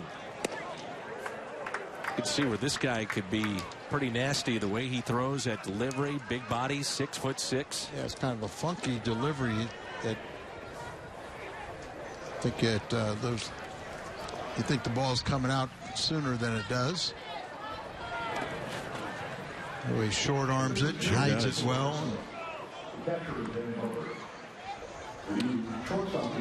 Jordan Walden is the right-hander warming up for the Cardinals, and he has a delivery that is unorthodox that kind of messes up the timing of a hitter. Carter Capps, we've seen him a lot in spring training last couple of years with the Marlins, and he has a similar delivery to that of George Walden, but he's done for the year. He's going to have Tommy John surgery. Yeah, remember it was a question mark whether that would happen, and then they finally got the word. 2-2 the count on Yadier Molina.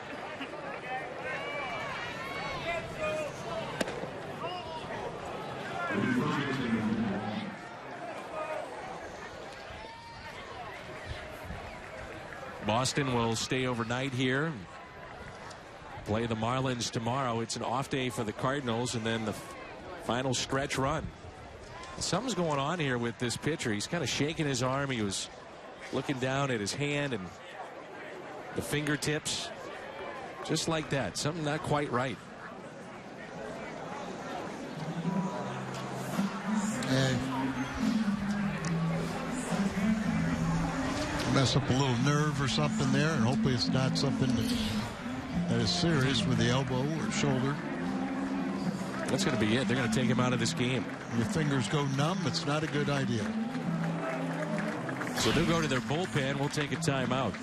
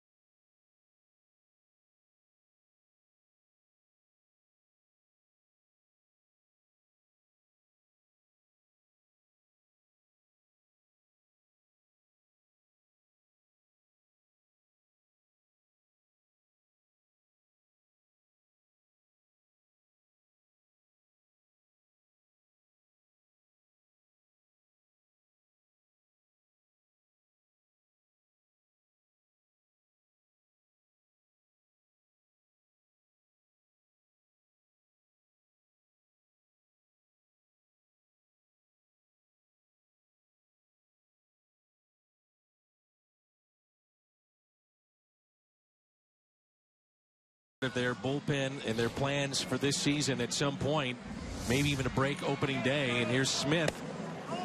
Can't really pick up much there, but certainly not comfortable.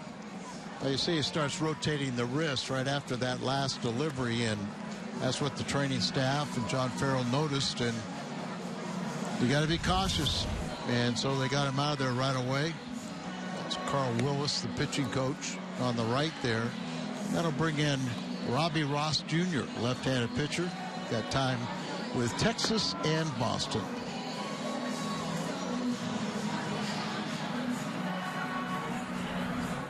Has food sticking to your pan gotten completely out of hand?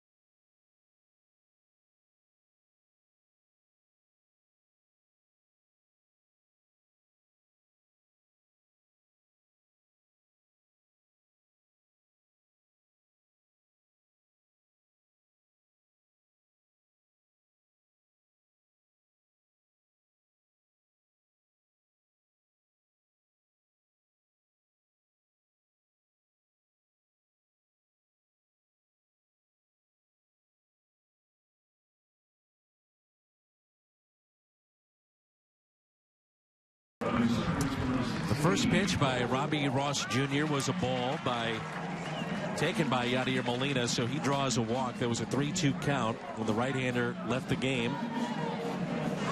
And so that's it for Yadier Molina, and Colton Wong will be the hitter. The walk was charged to the injured pitcher, Smith.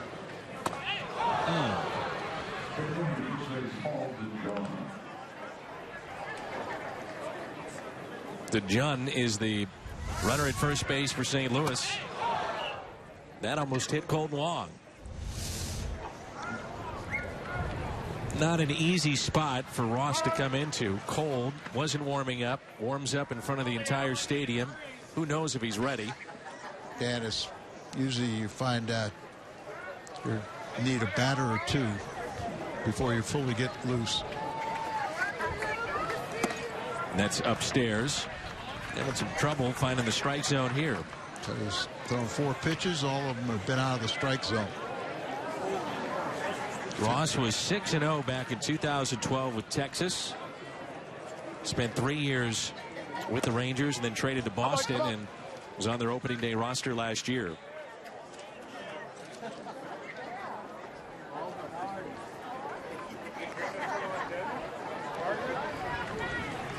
Here's a 3-1 pitch to Colton Wong. 3-2.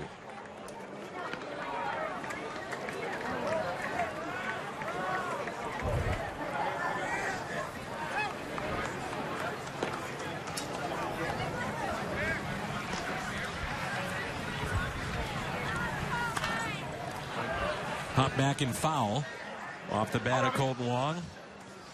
Wong today has walked and scored. That was back in the third, the only run for the Cardinals. Brought in by Jed Jerko with an RBI double. And also popped out to short. The 3-2 pitch. Hit out of play. Greg Garcia is on deck, his teammate at the University of Hawaii. That's something to have two guys from Hawaii now on the same team in the big leagues.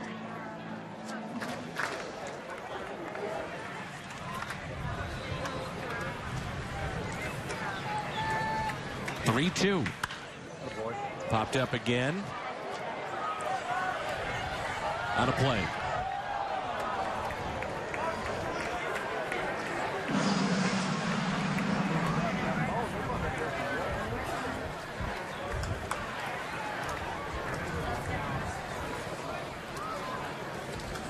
Hawaii's hoops team got into the field. The NCAA tournament, won their first round game and then lost a tough game against Maryland yesterday. 3-2 pitch. Out to left center field. The catch is made. Out number one here in the bottom of the seventh.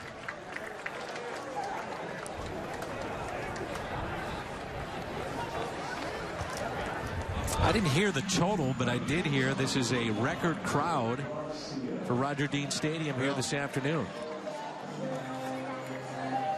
The all-time record for attendance, and you would anticipate that spring break, Red Sox, and get the Red Sox or Yankees down here, and they're going to sell out. Of course, just about every game the Cardinals play is a sellout now.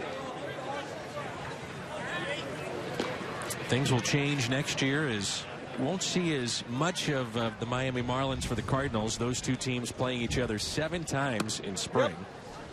But 2 new teams will be added to the area. And that'll be good to see, and I think it's good for competition too. The players have talked about it. Let's see somebody else. It'll be Washington and Houston added to the area. Yeah, they'll be about 10 minutes away, 10, 15 minutes away. 0-2 pitch, and Garcia strikes out. He had a 3-hit day yesterday. Anticipate Greg Garcia being part of the bench. He was the team's top pinch hitter a year ago. Showing the ability to get on base. Yes. Brings in Hazelbaker. Right now, Ross has come in, and against these lefties, he's been effective. Well, that's what his role is going to be. You know, he's been able to keep the ball in the ballpark. Left-handed hitters have hit 224 average against him. Here's the 0-1. 0-2. Second plate appearance for Hazelbaker.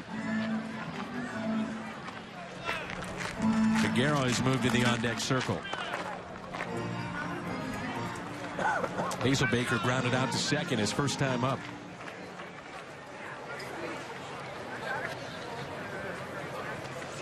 The 0-2 pitch. Lined into right field for a base hit.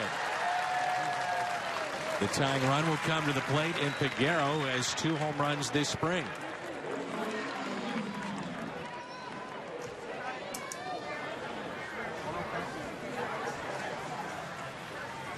We talked about Hazelbaker's impressed David Bell. There you get a pitch up and just laces a line drive.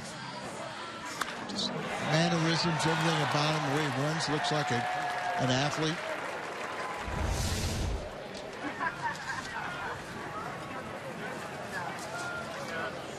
Figueroa kind of gets your attention because of how big he is. And how well he runs too. And the way he swings the bat. Routine ground out the other day. I was talking with some of the coaches about it. It was just a basic ground ball to second base, and he hit it hard and nearly beat it out. And in regular season play, you probably would have reviewed the play. He gets down the line pretty well. He's 6'5", 250 pounds. He does have major league experience. Hazelbaker, along with Figueroa, have caught the attention of the Cardinals. Matter of fact, Figueroa has spent a few days with the Boston Red Sox in the major leagues. Takes a healthy cut. 1 ball, 1 strike. Well, the home runs get your attention. 2014, he hit 30 home runs with Omaha. Carlos Figueroa, 29 years of age, from the Dominican. Has 180 minor league home runs, 13 in the big leagues. The 1-1. Spins away from a breaking ball. 1 ball and 2 strikes.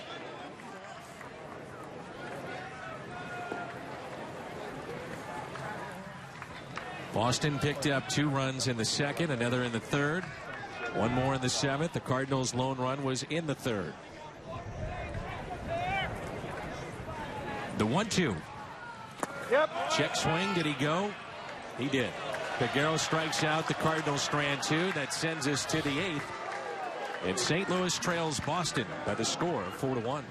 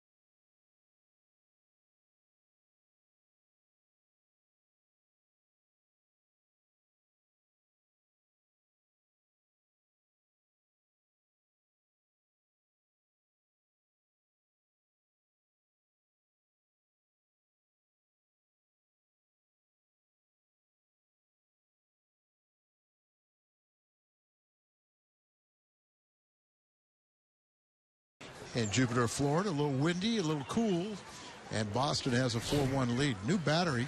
Mike Ullman would be the catcher, and Walden. Jordan Walden, who's been a surprise, will be on the mound. You see that unusual delivery that kind of almost jumps up in the air in the middle of his delivery and messes the timing of a hitter.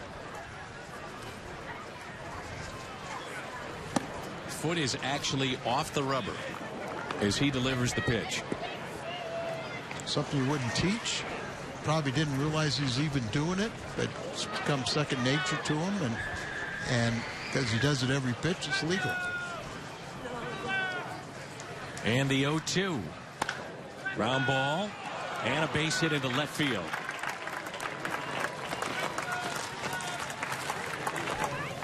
DeYoung is the third baseman as Jacob Wilson shifts from third to second. Now watch that back leg. He slides it forward. Sometimes he'll actually come right up in the air, you know, when he's still even making the delivery and losing contact with the rubber. This is Dan Butler, the new hitter for Boston. 4-1 Red Sox here in the top of the 8th. Butler will go in to catch.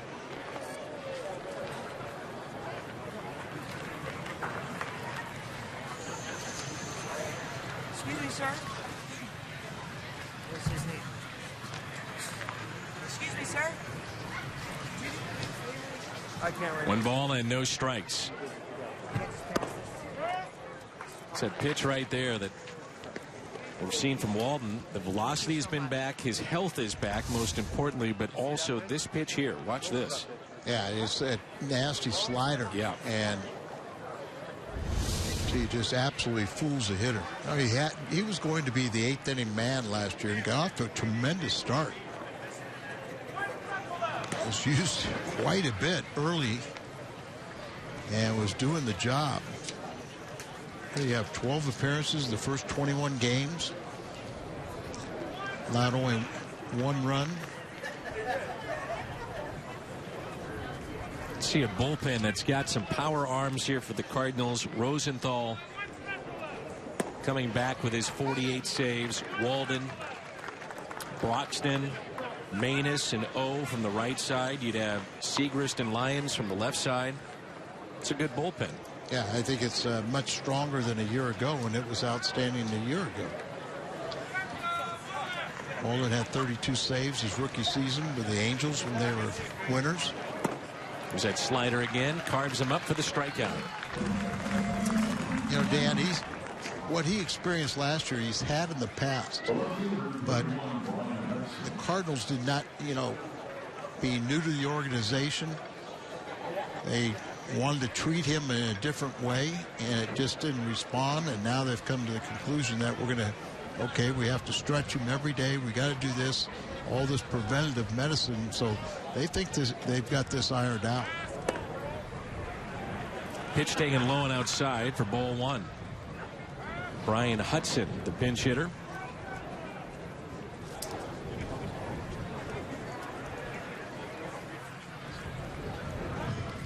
Bro, 92, 93, right? We have a moment. We have a couple of longtime Cardinal employees that are back home in St. Louis. Not sure if they're watching today, but Rip and Chuck Rowan, their father, recently passed away, and they're back home handling some of the family affairs. But our thoughts and prayers with Rip and Chuck Rowan. Guys that put in a ton of hours behind the scenes, class people, and wish them nothing but the best, and very sorry to hear about their father passing away. Yeah, I echo those sentiments. Didn't realize that. Rip has been around for a long time. Big part of the Cardinal family. Rip's going to take over the visiting clubhouse this year.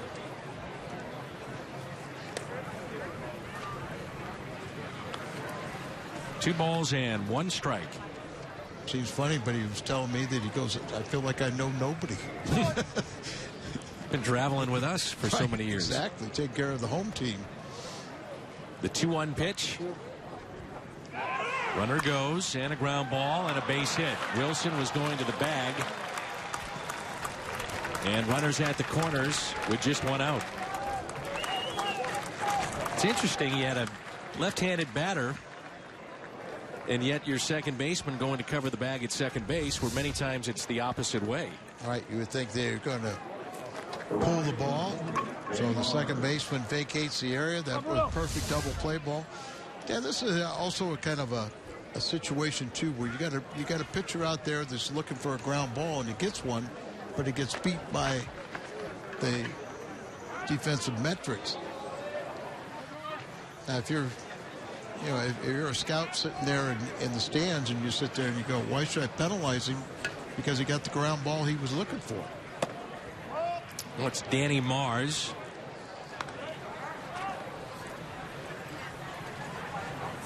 And watching that replay too, you saw Garcia late break towards the bag at second, so that was by design to have Wilson, it looked like, cover on a steal. And maybe because he's a hard thrower, so you think that he'd hit it the other way. Runner goes again, throw down to second, and safe. A slight hesitation by Ullman just to make sure the runner was not coming home. And with that hesitation, it leads to a stolen base. They are very pleased with the progress that Ullman has made back behind the plate. You know, from the catching standpoint, he's a big man. You know, maybe he doesn't have the footwork or the quick release and stuff, but they have made big progress with him just over last year. Infield drawn in. 1-2. Also, you got a former closer out there. Now you want to kind of kick in gear and say, okay, you got this situation. Let's see how you can get out of it. He is a strikeout pitcher. He needs that now.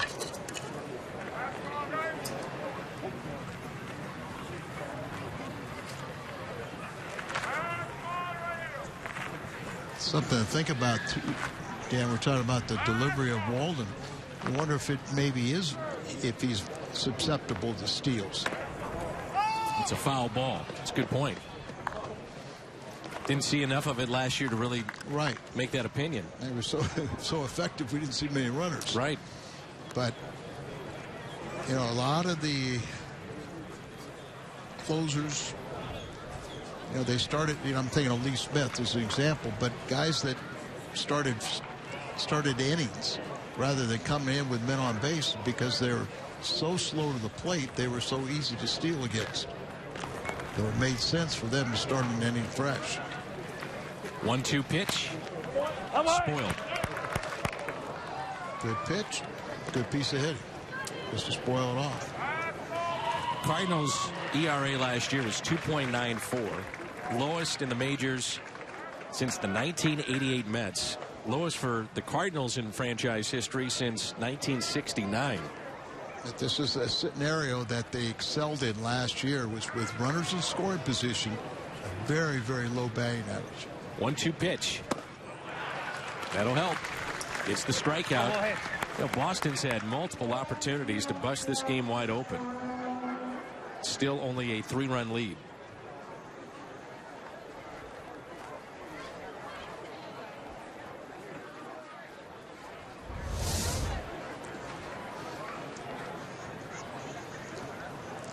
Go ahead, Dan. It's so bad, I'm not going to say it. He struck out Mars in Jupiter. Awful. Awful. Walden gets out of the jam. That's Mike Helling. That's not me. That's not Al. That's Mike Helling. At Beauty, Function, and Security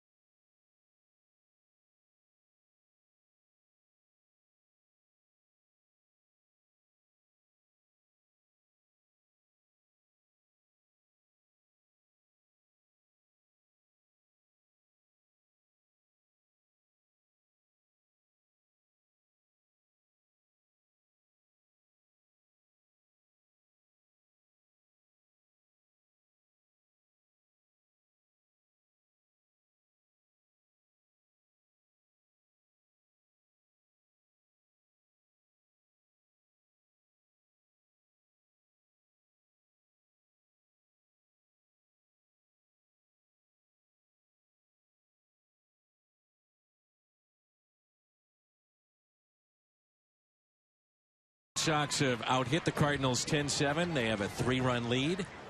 As we move to the bottom of the 8th, Jacob Wilson will be the hitter for St. Louis. We'll see Wilson, then David Washington for the Cardinals. The first pitch is taken high. Ross came in and had to warm up in front of everybody after the injury to the tall righty for the Red Sox, and then was able to get the 3 outs in the 7th inning. Marco Gonzalez made the start for the Cardinals in pitching against a very tight strike zone. Walked 3. Gave the Cardinals 2 innings. We've seen Sokolovich, Lyons, Walden, Broxton, Juan Gonzalez.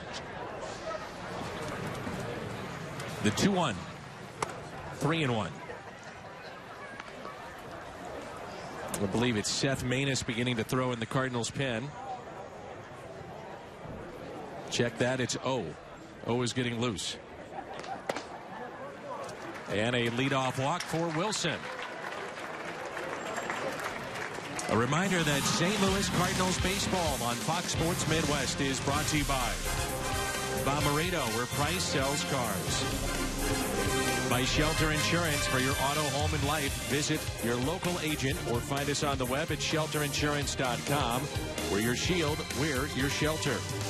And by Bud Light, raise one to right now.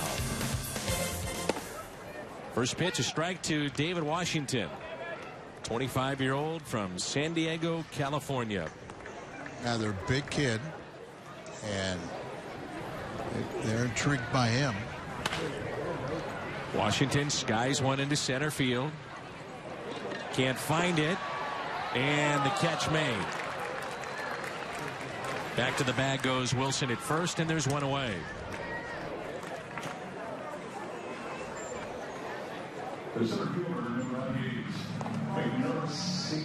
Well, Jacob Wilson was kind of caught in no man's land because you could tell they couldn't find the baseball. Yeah, the center fielder lost the baseball, and then at the last second, the left fielder came across, and he's got his momentum going forward if he wanted to throw to first base. So a tough play for Wilson. Here's Magneuris Sierra, number 6 prospect by Baseball America for the St. Louis Cardinals. This is an international signing class back in 2012 that has produced Sierra, and also the number 1 overall prospect Alex Reyes. He's only 19, isn't he, Sierra? So you can tell this body's going to change, but looks like he's very comfortable in the field. He's got good speed. Had a game earlier in camp that was really good. Yeah, I think he's going to hit for a high average. He's won a batting championship. Hit .386 Gulf Coast League back in 2014. Split time with Peoria and Johnson City last year. Who's the next guy? He's talking with scouts about Sierra, and they said pitch recognition. It's what he's got to get going, you know, just to be able to identify sliders, breaking balls, those kind of things. Probably returns to Peoria here in 2016. But the Cardinals are very, very high on him. He's starting back there, and then second half, hopefully he takes off and moves up a level. And late with that swing, held on to, and it's a strikeout.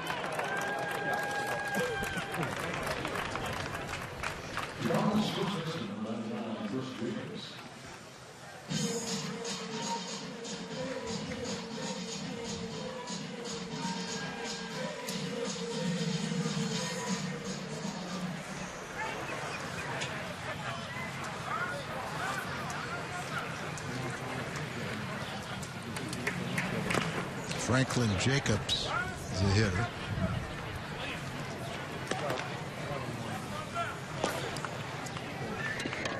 So 2 outs, runner at first. Right-hander starts to throw in the pen for Boston.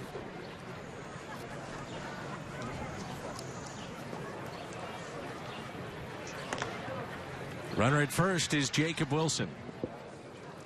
And the 0-1.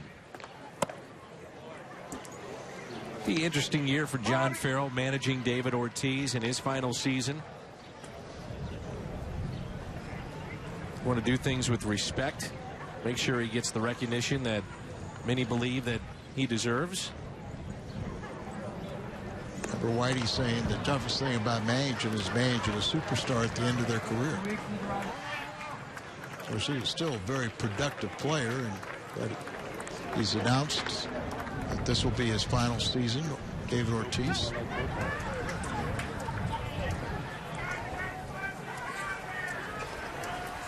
Here's a 1-2. And that will send us to the ninth. Red Sox with a lead here at Roger Dean Stadium. 4-1 Boston on top.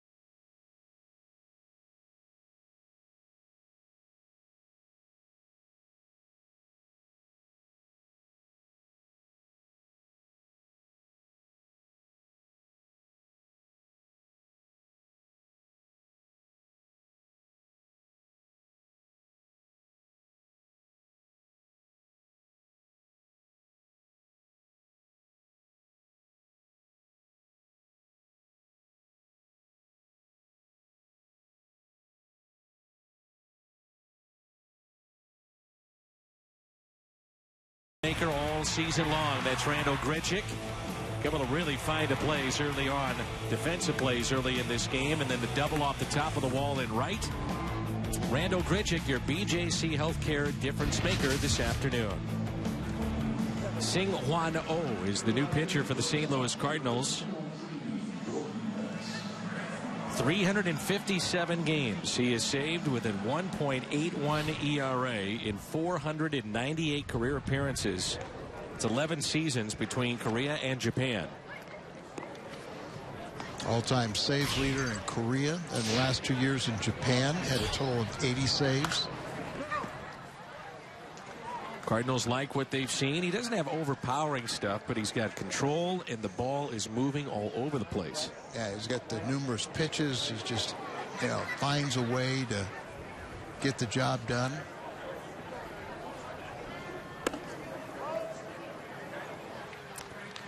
It's the interpreter there on the left for O. That's Eugene. And they were telling us the other day that O really is preferred spring training with the Cardinals as opposed to anything he had overseas. The reason being, he said, it's such an emphasis on running. He said basically the amount of running in one day that he has with the Cardinals would be a warm-up overseas. So it gives him time to really try to perfect his craft, which is to pitch. The 1-2. Yep. And a called third strike. Sneaks the fastball by him for the first out. Dan, today, talk about these relievers that throw one inning. The amount of running is probably decreased quite a bit. You don't need the stamina. So you can work on different things. And not only is there the preventative measures to protect your arm and shoulder.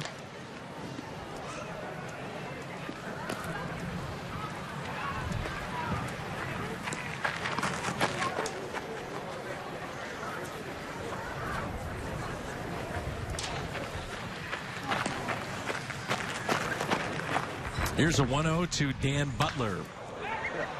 Lined out to left for round number 2. 0 is 33. Began his professional career in 2005 in his native Korea. And right away became one of their top closers. Left Korea to play in Japan following the 2013 season. And in terms of the KBO, Korean Baseball Organization, 277 saves is the all-time mark. And when you have nicknames like the Stone Buddha or Final Boss, I endorse it. Just back it up and I'll be happy. Well, we'll all be happy, but I mean, you look at those numbers, you have to be intrigued by it. And now you see him getting hitters out. Quick inning here. Ground ball to Jacob Wilson. And a 1-2-3 for Sing Hwan-Oh. Bottom of 9 coming up when we come back.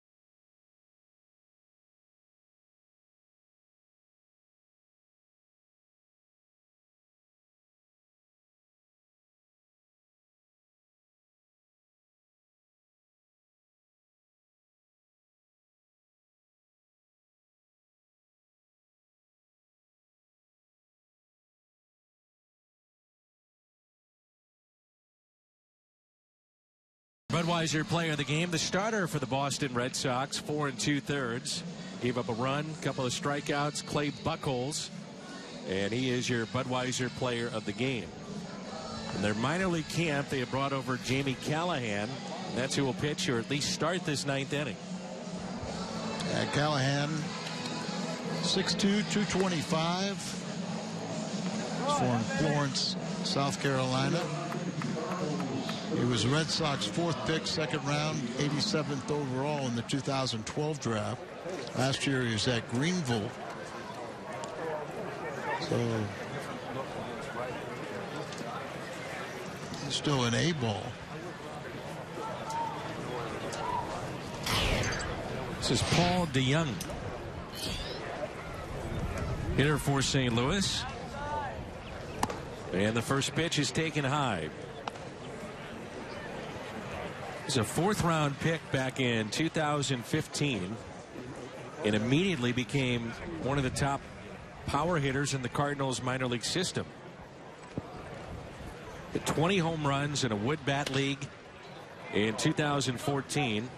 Pirates failed to sign him as a 38th round pick. Then he goes to Illinois State, led the Missouri Valley Conference in home runs. His knee injuries cost him early in his career at Illinois State. Had to sit out a year. That's popped up. He was at Low A Peoria last year. Well, they feel that this guy is going to be able to hit. How old is he now? Just signed 15, right? Yeah. 1 ball and 2 strikes. Breaking ball and a strikeout.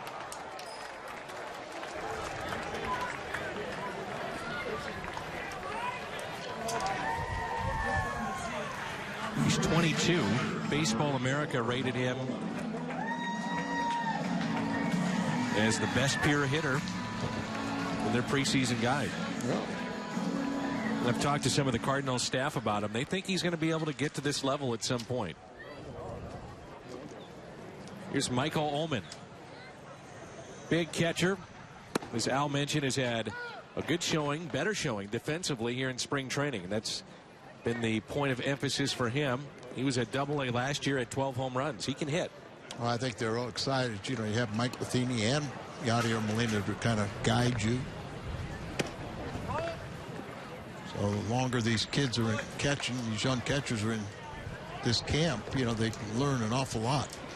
And don't forget that Yadi, you know, connects classes for the kids. You know, takes them out early in the morning and teaches them as much as he can give. 2 balls, 1 strike.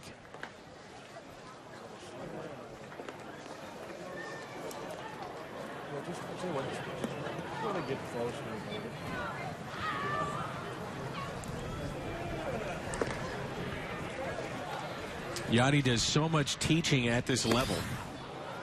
Just wonder if in his future, if there's coaching or instruction, maybe even managing at some point in his pro career once he's done playing. Well, I think if he wants to, he can do anything he wants. Sure. In the game. But you know, that's one of the things that you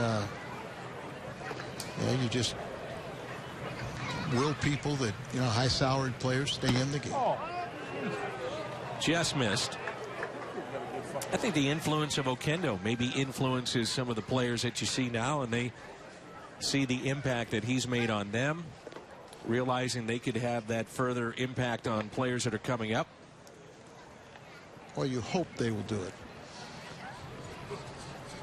Here's a 3-2. I flew in last night and I got to the hotel very late, and I turned on MLB and saw the Colombian team win the game. And there was Edgar Renteria. And they were talking about how he was very instrumental in putting that team together in his native Colombia. So there's an example of what you're talking about. Here's a 3-2 pitch to Michael Ullman. Edgar's on the list for the Cardinals Hall of Fame. I don't know if we ever took him for granted, but you go back and look at his numbers and what he did in his time in St. Louis. He was one heck of a player. He had a very, very nice career, and in many ways one of my favorite. So here's Greg Garcia. Struck out his first time up. Checked in midway through this game. Going to play behind Ullman with a 3-run lead here in the 9th. 1 out. First pitch to Garcia. Chops it towards second. Out there on to first and got it tied. Well, it wasn't a double play ball, and they did a nice job of making it close. Again, a reminder, it's an off day for the club tomorrow. We do have Blues hockey on the air at 9 o'clock St. Louis time. Our next televised baseball game will be Wednesday here from Roger Dean Stadium in Jupiter, Florida.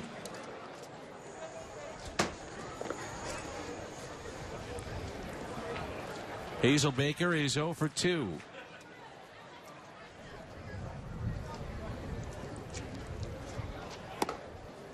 Fielder's indifference, and Garcia takes second base.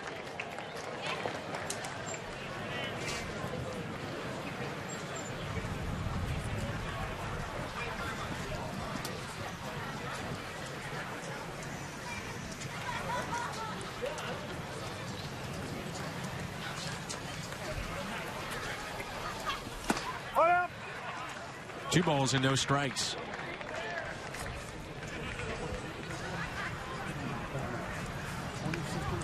he gets out, if he gets out, we're going to go left on left.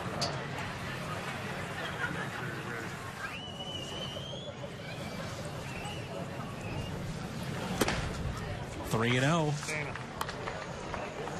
Cardinals aren't done yet. Peguero is on deck, and we know about his power. Boy, would he love to take one long ball against a team that he played a few games for last year, Boston. Did homer against the Red Sox over the weekend. Red Sox with a lefty getting loose in their pen. You wonder if they would go to him if Peguero has a chance to tie it up. 3 balls, 1 strike.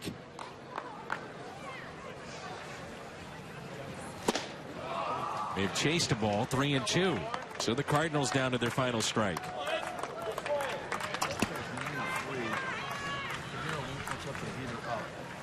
Callahan talked about a big man, kind of very mechanical.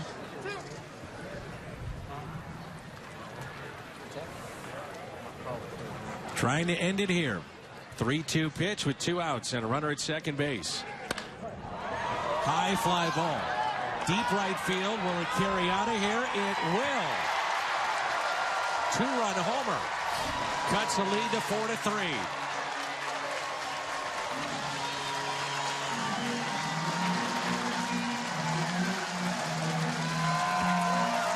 Dan, you saw him talking about David Bell, the interim manager today, how much he liked Hazel Baker. Hazel Baker's 2 for 3 today, and just gets the Cardinals right back in this ball game with a 2-run home run.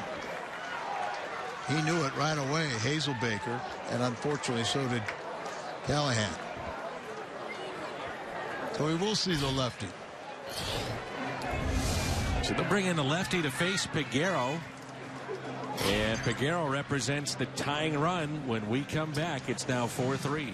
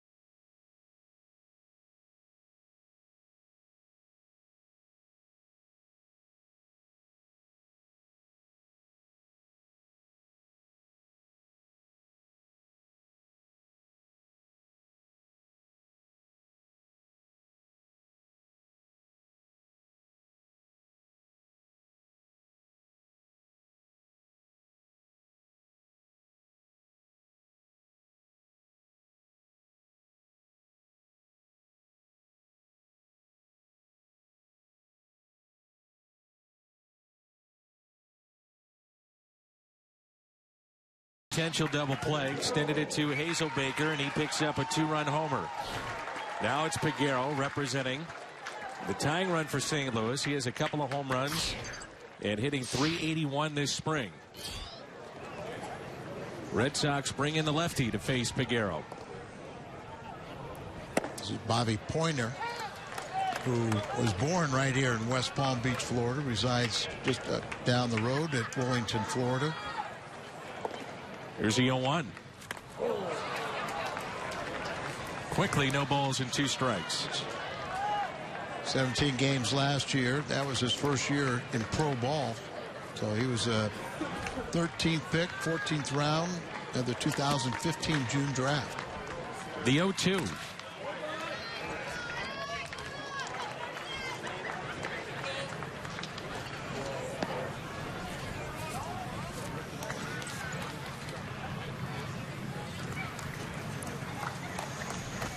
Figueroa trying to extend the ball game. 1 ball, 2 strikes.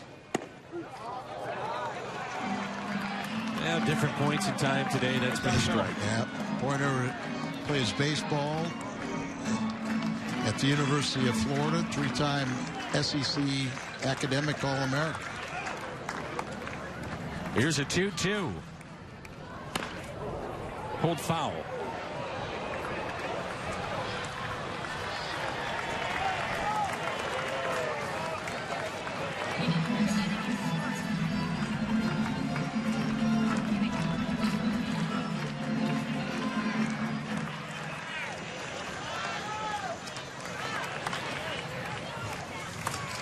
Fought it off.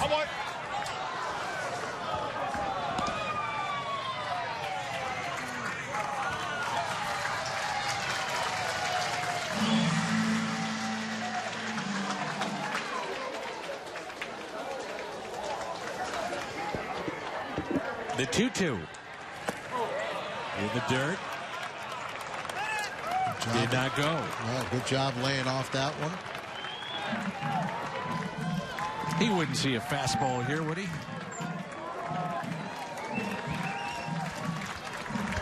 Well,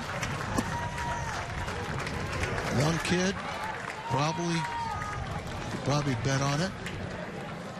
Let me throw a slider there. 3-2. Goodbye. Game is over. So the Red Sox hold on and defeat the Cardinals by the final of 4-3. It's one of those games where, you know, you just see the pitching staff, everybody's getting their work in a little bit, but of course you'd like to see a little more offense from the Cardinal regulars. Cardinals out hit today 10-8. They dropped this one to the Red Sox with a final of 4-3. We'll be back to wrap it up in just a moment.